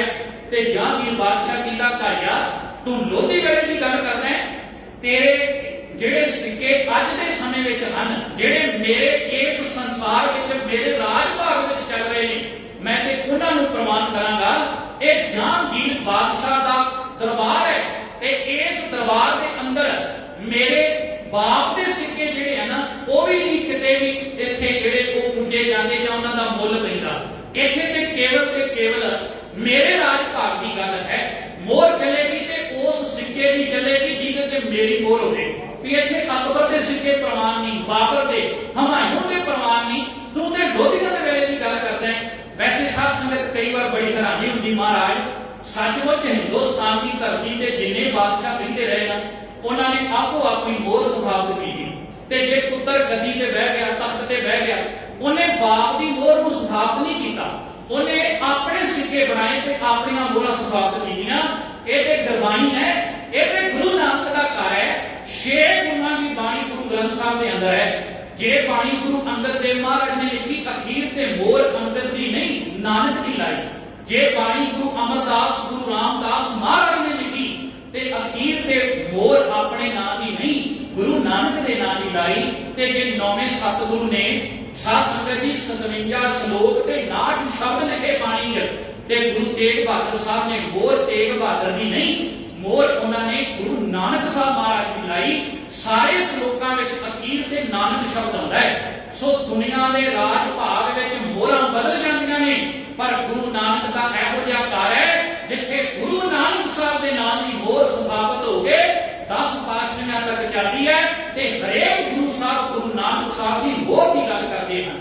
ਜਦੋਂ ਇਹ ਸ਼ਬਦ ਸੁਣਿਆ ਤੇ ਜਹਾਂਗੀਰ ਬਾਦਸ਼ਾਹ ਕਹਿਣ ਲੱਗਾ, ਕਹਿੰਦਾ ਨਹੀਂ ਉਹ ਸਿੱਕੇ ਇੱਥੇ ਨਹੀਂ ਚੱਲਣੇ, ਤੂੰ ਇੰਜ ਕਰ ਵੀ ਘਾਹ ਦੀ ਪੰਡ ਰਹਿਣ ਦੇ। ਤੇ ਉਹਨੇ ਕਿਹਾ ਤੂੰ ਮੇਰੇ ਕੋਲ ਜਿੰਨੇ ਚਾਹੀਦੇ ਨੇ ਸੈਂਕੜਿਆਂ ਦੇ ਹਿਸਾਬ ਨਾਲ ਸਿੱਕੇ ਲੈ ਲਾ। ਤੇ ਉੱਥੇ ਢਾਈ ਸਿੱਖ ਨੇ ਪਤਾ ਕੀ ਕਿਹਾ ਸੀ? ਤਵਾਰੀ ਗੁਰੂ ਖਾਲਸਾ ਦਾ ਕਰਤਾ ਲਿਖਦਾ ਹੈ, ਉਹ ਕਹਿਣ ਲੱਗਾ ਗੱਲ ਸੁਣ ਜਹਾਂਗੀਰ ਬਾਦਸ਼ਾਹ, ਜੇਕਰ ਮੇਰੇ ਜਿਹੜੇ ਸਿੱਕੇ ਮੇਰੇ ਕੋਲ ਨੇ ਬਹਿਲੋਲ ਲੋਧੀ ਦੇ ਸਮੇਂ ਦੇ, ਬਾਬਰ ਦੇ ਸਮੇਂ ਦੇ, ਉਹ ਅੱਜ ਤੇਰੇ ਦਰਬਾਰ ਵਿੱਚ ਨਹੀਂ ਨਾ ਚੱਲਦੇ ਤੇ ਤੇਰੇ ਝੂਠੇ ਦਰਬਾਰ ਦੇ ਇਹ ਸਿੱਕੇ ਜਿਨ੍ਹਾਂ ਤੇ ਜਹਾਂਗੀਰ ਦੀ ਮੋਹਰ ਲੱਗੀ ਹੈ, ਇਹ ਸਿੱਕੇ ਮੇਰੇ ਮੀਰੀ ਪੀਰੀ ਦੇ ਮਾਲਕ ਗੁਰੂ ਹਰਗੋਬਿੰਦ ਸਾਹਿਬ ਮਹਾਰਾਜ ਦੇ ਦਰਬਾਰ ਵਿੱਚ ਕਦੇ ਵੀ ਨਹੀਂ ਚੱਲਣਗੇ। ਇਸ ਕਰਕੇ ਮੈਨੂੰ ਕਿਸੇ ਸਿੱਕੇ ਦੀ ਲੋੜ ਨਹੀਂ। ਤੇ ਉਹਦੀ ਜੁਰਤ ਵੇਖੋ, ਦਲੇਰੀ ਵੇਖੋ, ਸਿਰ ਤੇ ਚੁੱਕੀ ਘਾਹ ਦੀ ਪੰਡ ਤੇ ਸਾਧ ਸੰਗਤ ਗੁਰੂ ਹਰਗੋਬਿੰਦ ਸਾਹਿਬ ਮਹਾਰਾਜ ਸੱਚੇ ਪਾਤਸ਼ਾਹ ਦੇ ਕੋਲ ਪਹੁੰਚ ਗਏ। ਜਾਂਦਿਆਂ ਨੂੰ ਦੀਵਾਨ ਸਜਿਆ, ਮਹਾਰਾਜ ਸਾਹਿਬ ਦੀ ਦੀਵਾਨ ਤੋਂ ਸਮਾਪਤ ਹੋਈ, ਦੀਵਾਨ ਦੀ ਸਮਾਪਤੀ ਹੋ ਕੇ ਵਿਹਲੇ ਹੋਏ ਤੇ ਜਦੋਂ ਸੱਚੇ ਪਾਤਸ਼ਾਹ ਸਿੱਖਾਂ ਦੇ ਸਮੇਤ ਬਾਹਰ ਆਏ ਨਾ ਤੰਬੂ ਵਿੱਚੋਂ, ਇਹਨੇ ਜਦੋਂ ਉਹ ਘਰ ਹੀ ਆ ਗਿਆ ਸੀ ਤੇ ਉਹਨੇ ਰੱਖ ਕੇ ਪੰਡ ਗੁਰੂ ਹਰਗੋਬਿੰਦ ਸਾਹਿਬ ਦੇ ਚਰਨਾਂ 'ਚ ਨਮਸਕਾਰ ਕੀਤੀ। ਵੇਖੋ ਗੁਰੂ ਤੇ ਸਿੱਖ ਦਾ ਹਿਰਦਾ, ਗੁਰੂ ਤੇ ਸਿੱਖ ਦਾ ਰੂਹ ਦਾ ਮਿਲਾਪ। ਮਹਾਰਾਜ ਨੂੰ ਪਤਾ ਹੈ ਕਿ ਇਹ ਸਿੱਖ ਕਈ ਸਾਲਾਂ ਤੋਂ ਯਾਦ ਕਰ ਰਿਹਾ ਹੈ। ਪਾਤਸ਼ਾਹ ਨੇ ਨਹੀਂ ਵੇਖਿਆ ਵੀ ਇਸ ਘਾਟੀ ਦੇ ਕੱਪੜੇ ਮੈਲੇ ਕੁਚੈਲੇ ਨੇ। ਗੁਰੂ ਹਰਗੋਬਿੰਦ ਸਾਹਿਬ ਮਹਾਰਾਜ ਸੱਚੇ ਪਾਤਸ਼ਾਹ ਨੇ ਭੇਟਾ ਵੀ ਸਤਿਕਾਰ ਕੀਤੀ ਤੇ ਆਪਣੀ ਗਰਵਪਰੀ 'ਚ ਘੁੱਟ ਕੇ ਲੈ ਲਿਆ ਉਸ ਘਾਟੀ ਨੂੰ। ਇੱਕ ਵਾਰ ਨਹੀਂ ਸੋਚਿਆ ਵੀ ਇਹ ਘਾਟੀ ਜਿਹਦੇ ਕੱਪੜੇ ਮੈਲੇ ਕੁਚੈਲੇ ਨੇ। ਹਾਂ, ਘਾਟੀ ਦੇ ਮੂੰਹੋਂ ਇਹ ਗੱਲ ਜ਼ਰੂਰ ਨਿਕਲੀ। ਕਹਿੰਦਾ ਮਹਾਰਾਜ ਸੱਚੇ ਪਾਤਸ਼ਾਹ ਮੈਂ ਨਿਹਾਲ ਹੋ ਗਿਆ ਪ੍ਰਭ ਕੀਜੈ ਕਿਰਪਾ ਨਿਧਾਨ, हम हर गुण गावेंगे हम तुमरी करम नित आस, प्रभ मोहे कब गल लावेंगे। ते जिस सिख नूं गुरु ने गल ना ला लिया उस सिख तो वडभागा कोई हो नहीं सकता। पर महाराज मेरे वस्त्र बड़े मैले हैं। उत्थे फिर गुरु हरगोबिंद साहब ने एक वचन किया, कहने लगे ये गल साडे पिता पंजवें जामे ते दस गए ने। बड़ा प्यारा शब्द महाराज गुरु अर्जन देव जी ने जैत सदी की वार विच उच्चारण किया जदों हजूर कहंदे बस्ता टूटी झुंबड़ी चीर सब छिन्ना।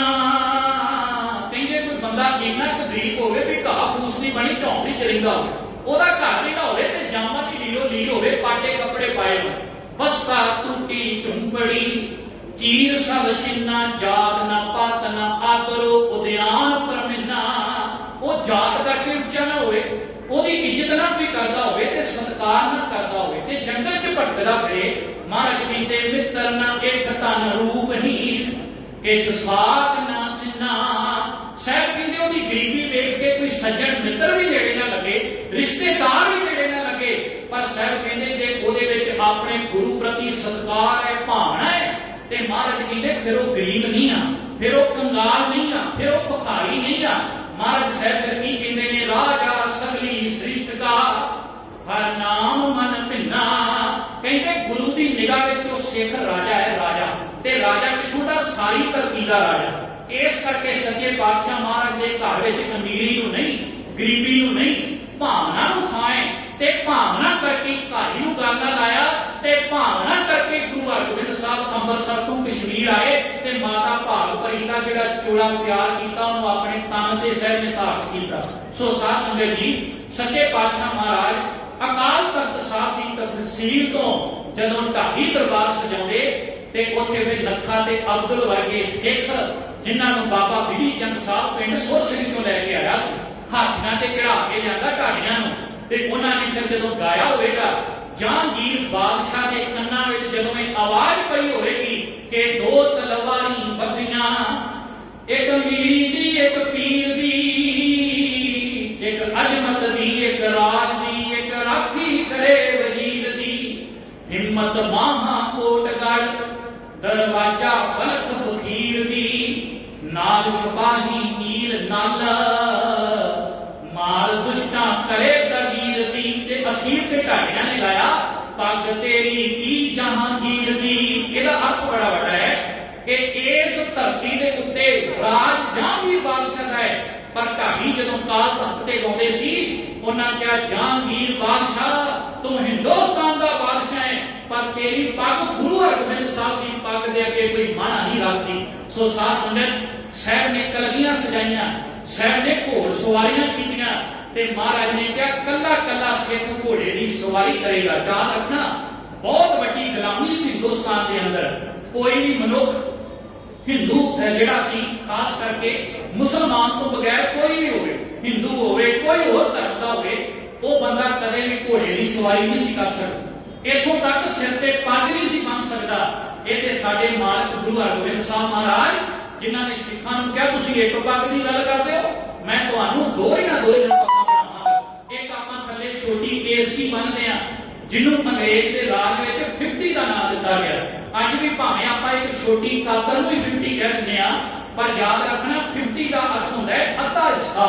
ਇਹਦਾ मतलब कि गुरु हरगोबिंद साहब के सिख जे 7 मीटर का दमाला बनते सी ते 3.5 मीटर की अद्धी पग जिहड़ी वो अपने सीस ते केसकी के रूप में सजाया करते सन। एक दिन की होया कि हिंदुस्तान के पंडित इकट्ठे होकर जहांगीर के दरबार में गए। इन्हां कहा भी तुसीं पग बन्नण की आग्या नहीं दिंदे, पर जदों साडे बच्चियां दे विआह हुंदे ने ते वो सेहरे लाउंदे ने, क्योंकि हिंदू घराने च सेहरियां दा रिवाज है। सिख रहत मर्यादा च लिखिया सिख वास्ते कि सेहरा मुकुट गाना बनना ਇਹੋ ਜਿਹੇ ਜਿਹੜੇ ਕੰਮ ਨੇ ਇਹ ਨਹੀਂ ਕਰਨੇ ਚਾਹੀਦੇ।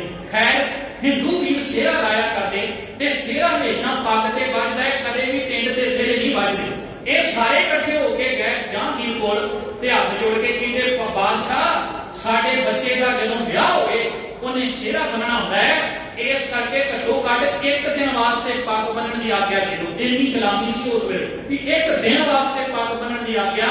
जहांगीर ने कहा कि ठीक है तुसीं तरला लै रहे हो, नमाणे लताड़े मजनून लोग मेरे दरबार में आए आ, ते बादशाह ने कहा कि एक दिन वास्ते इजाजत आ, पर शर्त यह है कि ਉਹਦਾ रंग मुकर्रर किया जाए। अज भी आपां वेखदे हां कि चिट्टे रंग की पग खास करके भारत के वीर जिहड़े साडे हिंदू वीर बन्नदे विआह ते ਇਹ रंग उस वेले जहांगीर ने मुकर्रर किया सी।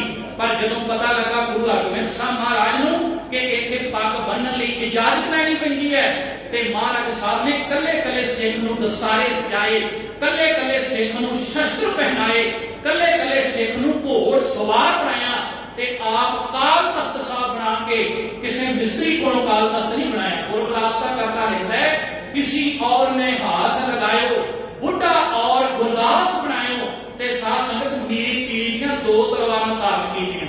मेरा समा होने वाला है, मैं एक गल कह के फतेह बुला देनी। अज आपां कई बार कह दिंदे हां कि धर्म दे उत्ते सियासत भारी हो गई है। मतलब मैं दोबारा शब्द वरतन लगा, आपां ये कह दिंदे हां कि जिहड़ी पीरी आ ना पीरी दे उत्ते मीरी हावी हो गई है, भी भगती दे उत्ते शक्ति हावी हो गई है, भी जिहड़ी सियासत है धर्म दे हावी हो गई है। खालसा जी गुरु ग्रंथ साहब की हजूरी में बैठे हैं, ये क्या करो कि अज का सिस्टम धर्म ते हावी हो गया है। कदे भी धर्म के उत्ते सियासत हावी नहीं हुई अज तक और ना हो सकती है।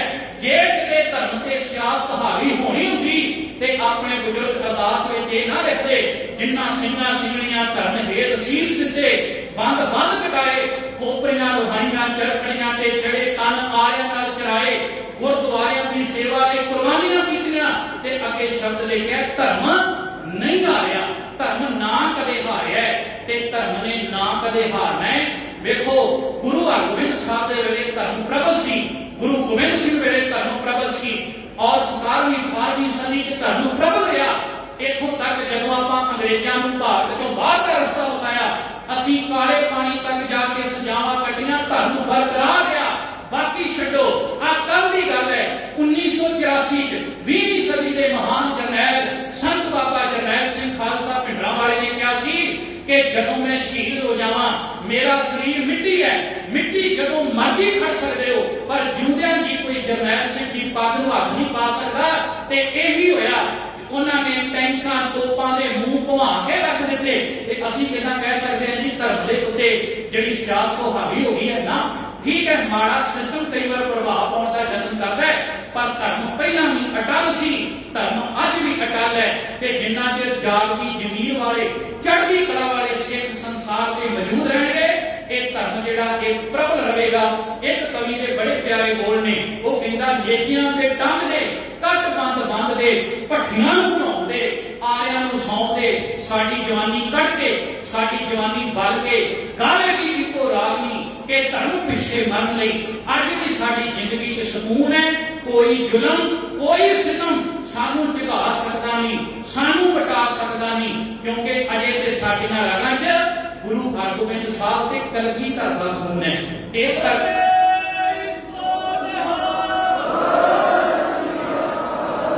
करके साध संगत जी माड़ा सिस्टम थोड़ा समा आउंदा है अपना प्रभाव पाउण दा जतन करदा है पर धर्म दे निशान सदा वास्ते जुगो जुग अटल रहिंदे ने। अज दुनिया के किन्ने देश ने कदे भी एक देश का झंडा दूजे देश च नहीं झूलदा। न्यूजीलैंड वाले आस्ट्रेलिया का झंडा नहीं चढ़ा सकते, अमेरिका च कनेडा का नहीं झुल सकता और यूरोप के किन्ने देश ने एक देश विच दूजे देश का झंडा ना झुलिया ना झुल सकता है। पर मीरी पीरी के मालिक गुरु हरगोबिंद साहब ने जिहड़ा तानू निशान बख्शिया अज दुनिया के कोने कोने च झूलदा पिया है। इस करके सियासत कदे धर्म के प्रभाव नहीं पा सकती जिन्ना चਿਰ चढ़ती कला वाले सिख मौजूद हैं। गुरु हरगोबिंद साहब महाराज ने धर्म का प्रचार भी किया, कौलसर विवेकसर वर्गे सरोवर बनाए, अखीर ते कीर्तपुर साहब वसा के उत्थे महाराज सच्चे पातशाह ज्योति जोत समाए। ज्योति ज्योत रली संपूर्ण थिया राम। बहुत सारा इतिहास है छेवें सतगुरु का, एक घंटे च नहीं किया जा सकता, पर फिर भी मैं यत्न किया है कि बवानियां कहानियां पुत सपुत करिए। जे सतगुर भावे सो मान लैन, सेही कर्म करें के मां बातां अनुसार। गुरु हरगोबिंद साहब पातशाह महाराज उन्होंने जीवन के विचों कुछ तुहाडे नाल साझा कीता है। अज का दिन बाबा बंदा सिंह बहादुर की शहीदी का भी दिन है। ਅਸੀਂ ਐਵੇਂ ਕਈ ਵਾਰ ਕਹਿ ਦਿੰਦੇ ਆ ਸਿਆਸਤ ਧਰਮ ਤੇ ਭਾਰੀ ਹੋ ਗਈ, ਅਜੇ ਤੇ ਕੱਲ ਦੀਆਂ ਗੱਲਾਂ ਨੇ। ਇਹ ਇਸੇ ਦਿਨ ਦਿੱਲੀ ਦੀ ਧਰਤੀ ਤੇ ਬੰਦਾ ਸਿੰਘ ਬਹਾਦਰ ਨੇ ਸਾਧ ਸੰਗਤ ਆਪਣੇ ਪੁੱਤ ਦਾ ਕਲੇਜਾ ਕਢਾ ਕੇ ਆਪਣੇ ਮੂੰਹ 'ਚ ਪਾ ਲਿਆ ਸੀ, ਪਰ ਗੁਰੂ ਹਰਗੋਬਿੰਦ ਸਾਹਿਬ ਦੇ ਨਿਸ਼ਾਨ ਨੂੰ ਉੱਚਾ ਰੱਖਿਆ ਸੀ। ਉੱਚਾ ਹੈ ਤੇ ਸਦਾ ਗੁਰੂ ਦਾ ਨਿਸ਼ਾਨ ਉੱਚਾ ਰਹੇਗਾ। ਭੁੱਲਾਂ ਚੁੱਕਾਂ ਦੀ ਖਿਮਾ, ਸਾਰੀ ਸੰਗਤ ਦਾ ਧੰਨਵਾਦ। ਗੁਰੂ ਸਾਹਿਬ ਕਿਰਪਾ ਕਰਨ ਜਦੋਂ ਵੀ ਜੰਮੂ ਆਈਦਾ ਤੇ ਸਾਡੇ ਐ ਮਨ ਖੁਸ਼ ਹੋ ਜਾਂਦੇ ਆ। ਉਹਦਾ ਕਾਰਨ ਇਹ ਹੈ ਸਾਰੇ ਪਾਸੇ ਦਸਤਾਰਾਂ ਦੀਦੀਆਂ ਨੇ, ਗੁਰੂ ਗੋਬਿੰਦ ਸਿੰਘ ਮਹਾਰਾਜ ਦਾ ਸਰੂਪ ਦੀਦਾ ਹੈ। ਮੇਰੇ ਨਾਲ ਵੀਰ ਸਤਨਾਮ ਸਿੰਘ ਤੇ ਪਹਿਲਾਂ ਤੋਂ ਹੀ ਆਉਂਦੇ ਆ, ਪਰ ਭਾਈ ਪ੍ਰਵੇਸ਼ ਸਿੰਘ ਅੱਜ ਪਹਿਲੇ ਦਿਨ ਆਏ ਤੇ ਮੈਨੂੰ ਕਹਿ ਰਹੇ ਸੀ ਕਿ ਵੇਖੋ ਕਿੰਨੀ ਗੁਰੂ ਦੀ ਸਿੱਖੀ ਹੈ ਇਸ ਧਰਤੀ ਦੇ ਉੱਤੇ, ਤੇ ਇਹ ਸਿੱਖੀ ਗੁਰੂ ਹਰਗੋਬਿੰਦ ਸਾਹਿਬ ਮਹਾਰਾਜ ਦੀ ਬਦੌਲਤ ਹੈ, ਜਿਨ੍ਹਾਂ ਨੇ ਜੰਮੂ ਤੇ ਕਸ਼ਮੀਰ ਦੀ ਧਰਤੀ ਤੇ ਆ ਕੇ ਰੌਣਕਾਂ ਲਾਈਆਂ। ਤੇ ਅੱਜ ਉਦਾਂ ਹੀ ਜਿਵੇਂ ਗੁਰੂ ਹਰਗੋਬਿੰਦ ਸਾਹਿਬ ਤਖਤ ਤੇ ਬੈਠੇ ਸੀ, ਅੱਜ ਗੁਰੂ ਗ੍ਰੰਥ ਸਾਹਿਬ ਪਾਤਸ਼ਾਹ ਤਖਤ ਤੇ ਸਭਾਇਮਾਨ, ਤੇ ਜਿੱਦਾਂ ਸਿੱਖ ਗੁਰੂ ਹਰਗੋਬਿੰਦ ਸਾਹਿਬ ਦੇ ਚਰਨਾਂ 'ਚ ਬਹਿੰਦੇ, ਅੱਜ ਆਪਾਂ ਗੁਰੂ ਗ੍ਰੰਥ ਸਾਹਿਬ ਦੇ ਚਰਨਾਂ 'ਚ ਬਹਿ ਕੇ ਖੁਸ਼ੀਆਂ ਲੈ ਰਹੇ ਹਾਂ। ਸੋ ਸਾਧ ਸੰਗਤ ਸਮੂਹ ਗੁਰਦੁਆਰਾ ਪ੍ਰਬੰਧਕ ਕਮੇਟੀ ਦਾ ਧੰਨਵਾਦ, ਜਿਨ੍ਹਾਂ ਨੇ ਆਪ ਸੰਗਤਾਂ ਦੇ ਦਰਸ਼ਨ ਦਿਦਾਰੇ ਕਰਵਾਏ ਨੇ। ਖਾਸ ਕਰਕੇ ਡਿਸਟ੍ਰਿਕਟ ਕਮੇਟੀ ਪ੍ਰਧਾਨ ਸਾਹਿਬ ਜੀ, ਜਨਰਲ ਸਕੱਤਰ ਸਾਹਿਬ ਜੀ, ਸਰਦਾਰ ਫਤਿਹ ਸਿੰਘ, ਜਗਜੀਤ ਸਿੰਘ ਜੀ, ਇਹਨਾਂ ਦੇ ਸਮੁੱਚੇ ਮੈਂਬਰ ਸਾਹਿਬਾਨ, ਸਰਦਾਰ ਅਵਤਾਰ ਸਿੰਘ, ਜਿਨ੍ਹਾਂ ਨੇ ਆਪ ਜੀ ਦਾ ਸੁਨੇਹਾ ਦਾਸ ਤੱਕ ਪਹੁੰਚਾਇਆ।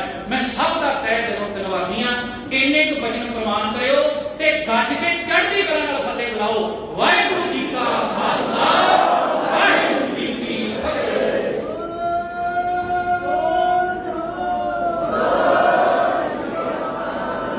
ਵਾਹਿਗੁਰੂ ਜੀ ਕਾ ਖਾਲਸਾ, ਵਾਹਿਗੁਰੂ ਜੀ ਕੀ ਫਤਿਹ। ਇਸ ਵਕਤ ਸਤਿਕਾਰਯੋਗ ਭਾਈ ਸਾਹਿਬ ਭਾਈ ਸਰਬਜੀਤ ਸਿੰਘ ਜੀ, ਹੈੱਡ ਪ੍ਰਚਾਰਕ ਸ਼੍ਰੋਮਣੀ ਗੁਰਦੁਆਰਾ ਪ੍ਰਬੰਧਕ ਕਮੇਟੀ ਅੰਮ੍ਰਿਤਸਰ, ਜਿਨ੍ਹਾਂ ਨੂੰ ਆਪ ਮੰਜੀ ਸਾਹਿਬ ਤੋਂ ਸਰਵਣ ਕਰਦੇ ਸੋ ਅੱਜ ਤੁਹਾਡੇ ਰੂਬਰੂ ਉਹਨਾਂ ਨੇ ਮੇਰੀ ਪੀਰੀ ਦੇ ਮਾਲਕ ਧੰਨ ਧੰਨ ਗੁਰੂ ਹਰਗੋਬਿੰਦ ਪਾਤਸ਼ਾਹ ਜੀ ਦੇ ਪਾਵਨ ਪ੍ਰਕਾਸ਼ ਦਿਹਾੜੇ ਤੇ ਉਹਨਾਂ ਦੇ ਜੀਵਨ ਉੱਪਰ ਚਾਨਣਾ ਪਾਇਆ।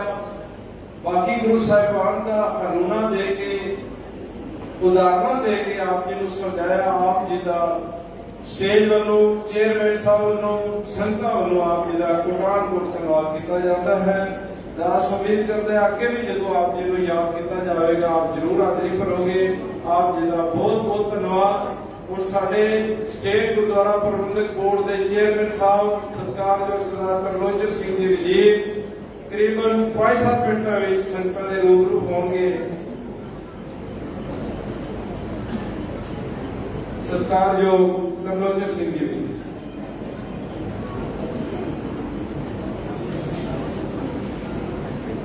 ਜੋ ਜਗਟਲ ਧੰਨ ਧੰਨ ਸਾਹਿਬ ਸ੍ਰੀ ਗੁਰੂ ਗ੍ਰੰਥ ਸਾਹਿਬ ਜੀ ਮਹਾਰਾਜ ਦੀ ਪਵਿੱਤਰ ਰੋਜ਼ ਵਿੱਚ ਬੈਠੀ ਹੋਈ ਗੁਰੂ ਰੂਪ ਸਾਧ ਸੰਗਤ ਜੀ, ਗੁਰੂ ਦੀ ਦਿੱਤੀ ਹੋਈ ਫਤਿਹ ਦੀ ਸਾਂਝ ਪਾਓ। ਵਾਹਿਗੁਰੂ ਜੀ ਕਾ ਖਾਲਸਾ, ਵਾਹਿਗੁਰੂ ਜੀ ਕੀ ਫਤਿਹ। ਅੱਜ ਅਸੀਂ ਮੇਰੀ ਪੀਰੀ ਦੇ ਬਾਲਕ ਅਕਾਲ ਤਖਤ ਸਾਹਿਬ ਦੇ ਸਿਰਜਣਹਾਰ ਛੇਵੀਂ ਪਾਤਸ਼ਾਹੀ ਸ੍ਰੀ ਗੁਰੂ ਹਰਗੋਬਿੰਦ ਸਾਹਿਬ ਜੀ ਮਹਾਰਾਜ ਦਾ ਪ੍ਰਕਾਸ਼ ਪੁਰਬ ਸੰਗਤ ਦੇ ਰੂਪ ਵਿੱਚ ਇਕੱਤਰ ਹੋ ਕੇ ਖੁਸ਼ੀਆਂ ਪ੍ਰਾਪਤ ਕਰ ਰਹੇ ਹਾਂ। ਇਸ ਪ੍ਰਕਾਸ਼ ਪੁਰਬ ਤੇ ਮੈਂ ਪੂਰੇ ਸਿੱਖ ਜਗਤ ਨੂੰ ਅਤੇ ਵਿਸ਼ਵ ਭਰ ਨੂੰ ਲੱਖ ਲੱਖ ਵਧਾਈ ਦਿੰਦਾ। ਮੇਰੇ ਤੋਂ ਪਹਿਲਾਂ ਭਾਈ ਸਾਹਿਬ ਹੈੱਡ ਪ੍ਰਚਾਰਕ ਭਾਈ ਸਰਬਜੀਤ ਸਿੰਘ ਜੀ, ਜਿਨ੍ਹਾਂ ਨੇ ਗੁਰੂ ਹਰਗੋਬਿੰਦ ਸਾਹਿਬ ਮਹਾਰਾਜ ਦੀ ਜੀਵਨੀ ਤੇ ਬੜੀ ਵਿਸਤਾਰ ਨਾਲ ਗੱਲ ਕੀਤੀ ਹੈ। ਇਸ ਤੋਂ ਬਾਅਦ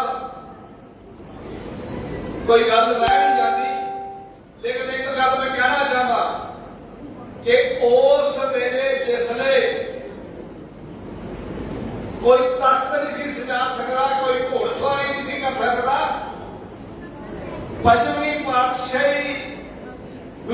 देव जी महाराज ने जाते हैं गुरु हरगोबिंद साहब महाराज ने कह गए कि खालसा फौज तैयार करनी है। हुण वक्त आ गया जो गुरु नानक देव जी महाराज ने वचन किए सन, जे तो प्रेम खलन का चाहो सिर तर तली घरी भरी आओ, इत मार्ग पैर धरी जाए सिर दी जाए कान न की जाए। उस वेले साडे जिन्होंने असी बाबा बुड्ढा जी जो कि देश पहले हरिमंत्री गुरु ग्रंथ साहब महाराज ने नियुक्त किए गए ਅਤੇ जिन्हां की सरपरस्ती दे विच गुरु हरगोबिंद साहब महाराज ਨੂੰ शस्त्र विद्या निपुण किया गया। उस वेले गुरु हरगोबिंद साहब महाराज ने सिखां ते यही आवाज चुकी कि मैनू हुण जवानी चाहिए है, घोड़े चाहिए ने, हथियार चाहिए ने। उस वेले उस दसम पातशाह की गुरु नानक की गल जी सी वो शुरू हो गई। उस वेले इस देश दिया गुलामी दी जंजीर टुटन लग गई सन। आओ अज असी उस गुरु हरगोबिंद साहब महाराज छवी पातशाही के प्रकाश पुरब समर्पण अज असी हमेशा असी मेमोरेंडम पढ़ते हैं, लेकिन असी मेमोरेंडम पढ़ना इस गौरमेंट के वेले बंद कर दिता इस वास्ते कि जे असी पंजाबी के वास्ते मुर्गा ला के पंजाबी मंगी वो नहीं दी गई। जे असी कोई होर गल कहा गया कि सानू तो दिता जाए, सानू मराठी कमीशन दिता जाए, वो नहीं मनिया गया। इस वेले पूरी दुनिया दे विच सब तो वड्डी जिहड़ी इसलिए एजुकेशन है वो किसानों की एजुकेशन है। वो किसानों की एजुकेशन को अज नहीं बुला रहा, नहीं गल कर रहा। ये पूरे हिंदुस्तान दे विच इस वेले भाइयों महीनों के बाद कश्मीर दे बुलाया हुआ। इस तरह एक दिन किसानों को भी बुलाना पड़ेगा और किसानों की गल भी सुननी पड़ेगी इसको। और मैं गल कहता कि वो 5 अगस्त की जी इत्थे दी स्टेट हुड सी, जो इत्थे दी उस वेले के हालात सन, वो फिर इसको देने पैणगे। और सानू जिहड़े कि इसलिए कहा गया कि डिलिमिटेशन की जाएगी, सिख मराठी जन और सिखा ने कुर्बानी देके इस जम्मू कश्मीर को बचाया। 40,000 सिख शहीद होया। उस अज अगर किसी मराठी कमीशन और जे किते डिलिमिटेशन होए तो सिखा के वास्ते जरूर रिजर्वेशन करनी चाहिए है। ये आवाज असी इस वास्ते चुकते हैं कि अगर किते इन्हां दे कन्नां च कोई गल होए, इन्हां दीयां जिहड़ियां अखां बंद हो जांदियां, जिहड़ा इन्हां दे अखां दे हनेरा है वो हनेरा दूर होवे। इस वास्ते असी अज मैं गल कहना कि अज असी ये जरूर है, दसम पातशाह ने भी ये गल गुरुओं ने भी कही है, कोई किसी को राज न दे है, जो ले है निज बल से ले है। आओ कट्ठे हो जाइए, कट्ठे होकर किसी अगर आवाज दीजिए, उस आवाज के मगर खड़े हो जाओ संगत जी। जब तुसी संगत के रूप में खड़े होवोगे तां असीं कोई गल कर सकते हैं। मैं बहुता समय न लेता होया अज इस इतिहासिक दिन में ये जरूर गल कहांगा कि आओ मिलके गुरु ग्रंथ साहब सानू अकाल तख्त नूं तोड़िया जा रहा है। तरह तरह के प्रचारक तरह तरह दी गल्लां कर रही हैं, जिहड़ा इतिहास नूं तरोड़िया मरोड़िया जा रहा है। इन्हां तों ਬਾਲ ਹੈਗੇ ਔਰ ਇਤਿਹਾਸ ਨਾਲ ਜੁੜ ਕੇ ਅਕਾਲ ਤਖਤ ਸਾਹਿਬ ਨਾਲ ਗੁਰੂ ਗ੍ਰੰਥ ਸਾਹਿਬ ਨਾਲ ਜੁੜ ਕੇ ਆਪਣਾ ਜੀਵਨ ਬਤੀਤ ਕਰੀਏ ਤਾਂ ਹੀ ਜਿਹੜੇ ਅਸੀਂ ਗੁਰੂ ਦੇ ਸਿੱਖ ਤੇ ਗੁਰੂ ਦੇ ਜਿਹੜੀਆਂ ਆਸ਼ੀਰਵਾਦਾਂ ਲੈ ਸਕਦੇ ਆ। ਆਓ ਫਿਰ ਮੈਂ ਸਾਰਿਆਂ ਨੂੰ ਵਧਾਈ ਦਿੰਦਾ ਹੋਇਆ ਇੰਨੇ ਹੀ ਅੱਖਰ ਪ੍ਰਵਾਨ ਕਰੋ। ਵਾਹਿਗੁਰੂ ਜੀ ਕਾ ਖਾਲਸਾ ਵਾਹਿਗੁਰੂ ਜੀ ਕੀ ਫਤਿਹ। ਇਹ ਸੰਸਕਾਰਯੋਗ ਤਰਲੋਚਨ ਸਿੰਘ ਜੀ ਵਜ਼ੀਰ ਜੋ ਕਿ ਸਟੇਟ ਗੁਰਦੁਆਰਾ ਪ੍ਰਬੰਧਕ ਬੋਰਡ ਦੇ ਚੇਅਰਮੈਨ ਨੇ, ਅੱਜ ਦੇ ਮਹਾਨ ਇਸ ਦਿਹਾੜੇ ਤੇ ਆਪ ਜੀ ਨੇ ਸਰਕਾਰ ਨੂੰ ਸੰਬੋਧਨ ਕੀਤਾ। ਆਪ ਜੀ ਦਾ ਬਹੁਤ ਬਹੁਤ ਧੰਨਵਾਦ। ਗੁਰੂ ਦਾ ਲੰਗਰ ਵੀ ਚੱਲ ਰਿਹਾ ਹੈ। ਪ੍ਰੋਗਰਾਮ ਦੇ ਅਸੀਂ ਤਕਰੀਬਨ ਭੋਗ ਦੇ ਨੇੜੇ ਆ ਚੁੱਕੇ ਹਾਂ। ਹੁਣ ਡਿਗਿਆਨ ਆਸ਼ਰਮ ਦਾ ਜਥਾ ਸਰਕਾਰਯੋਗ ਭਾਈ ਸਾਹਿਬ ਰਣਜੀਤ ਸਿੰਘ ਜੀ ਇੱਕ ਸ਼ਬਦ ਦੀ ਹਾਜ਼ਰੀ ਭਰਨਗੇ 10 ਮਿੰਟ ਲਈ।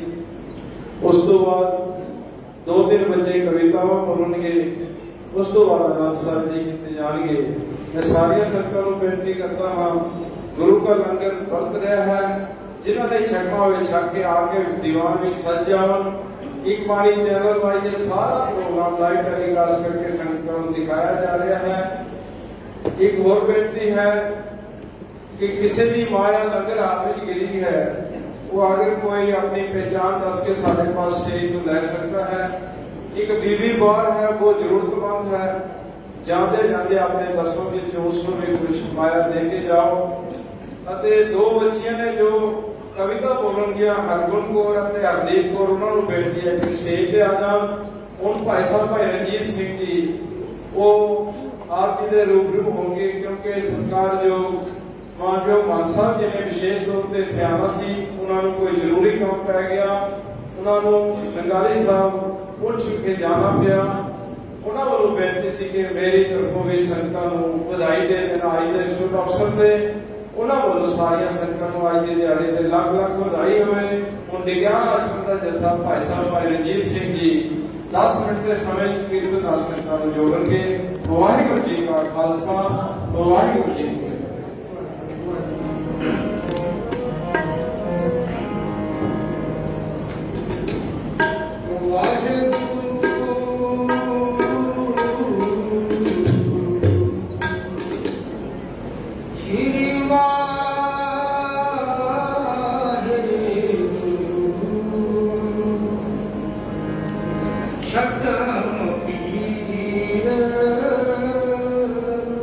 बैठा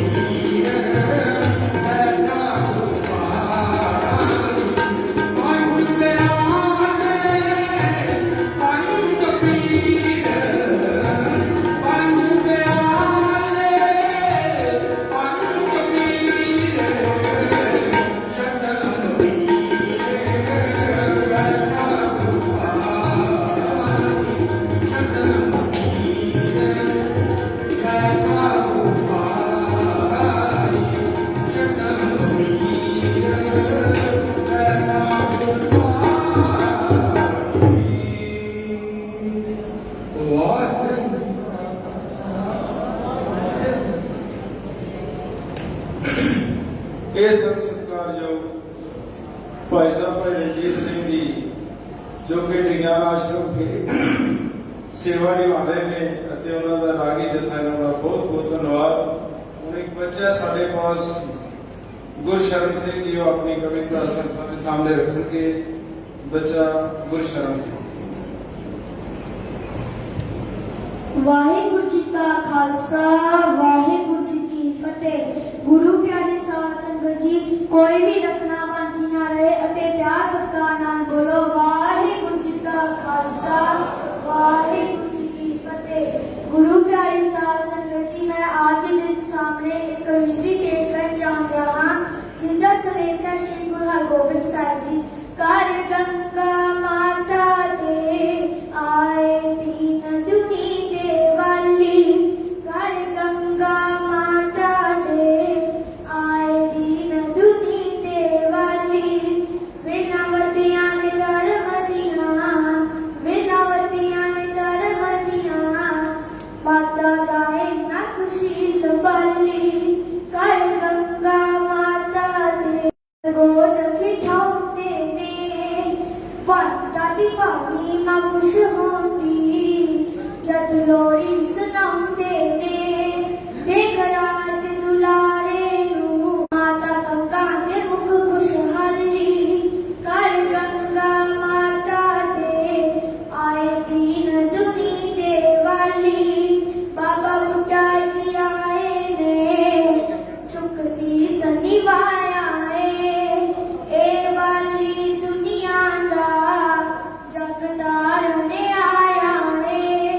ਖੈਰ ਤਨ ਨੇ ਮਾਤ ਪਿਤਾ, ਖੈਰ ਤਨ ਨੇ ਮਾਤ ਪਿਤਾ, ਤਨ ਨਗਰੀ ਗੁਰੂ ਕੀ ਵਡਾਲੀ। ਕਰ ਗੰਗਾ ਮਾਤਾ ਦੇ ਆਏ ਦੀਨ ਦੁਨੀ ਦੇ ਵਾਲੀ। ਕਰ ਗੰਗਾ ਮਾਤਾ ਦੇ ਆਏ ਦੀਨ ਦੁਨੀ ਦੇ ਵਾਲੀ। ਵਾਹਿਗੁਰੂ ਜੀ ਕਾ ਖਾਲਸਾ ਵਾਹਿਗੁਰੂ ਜੀ ਕੀ ਫਤਿਹ।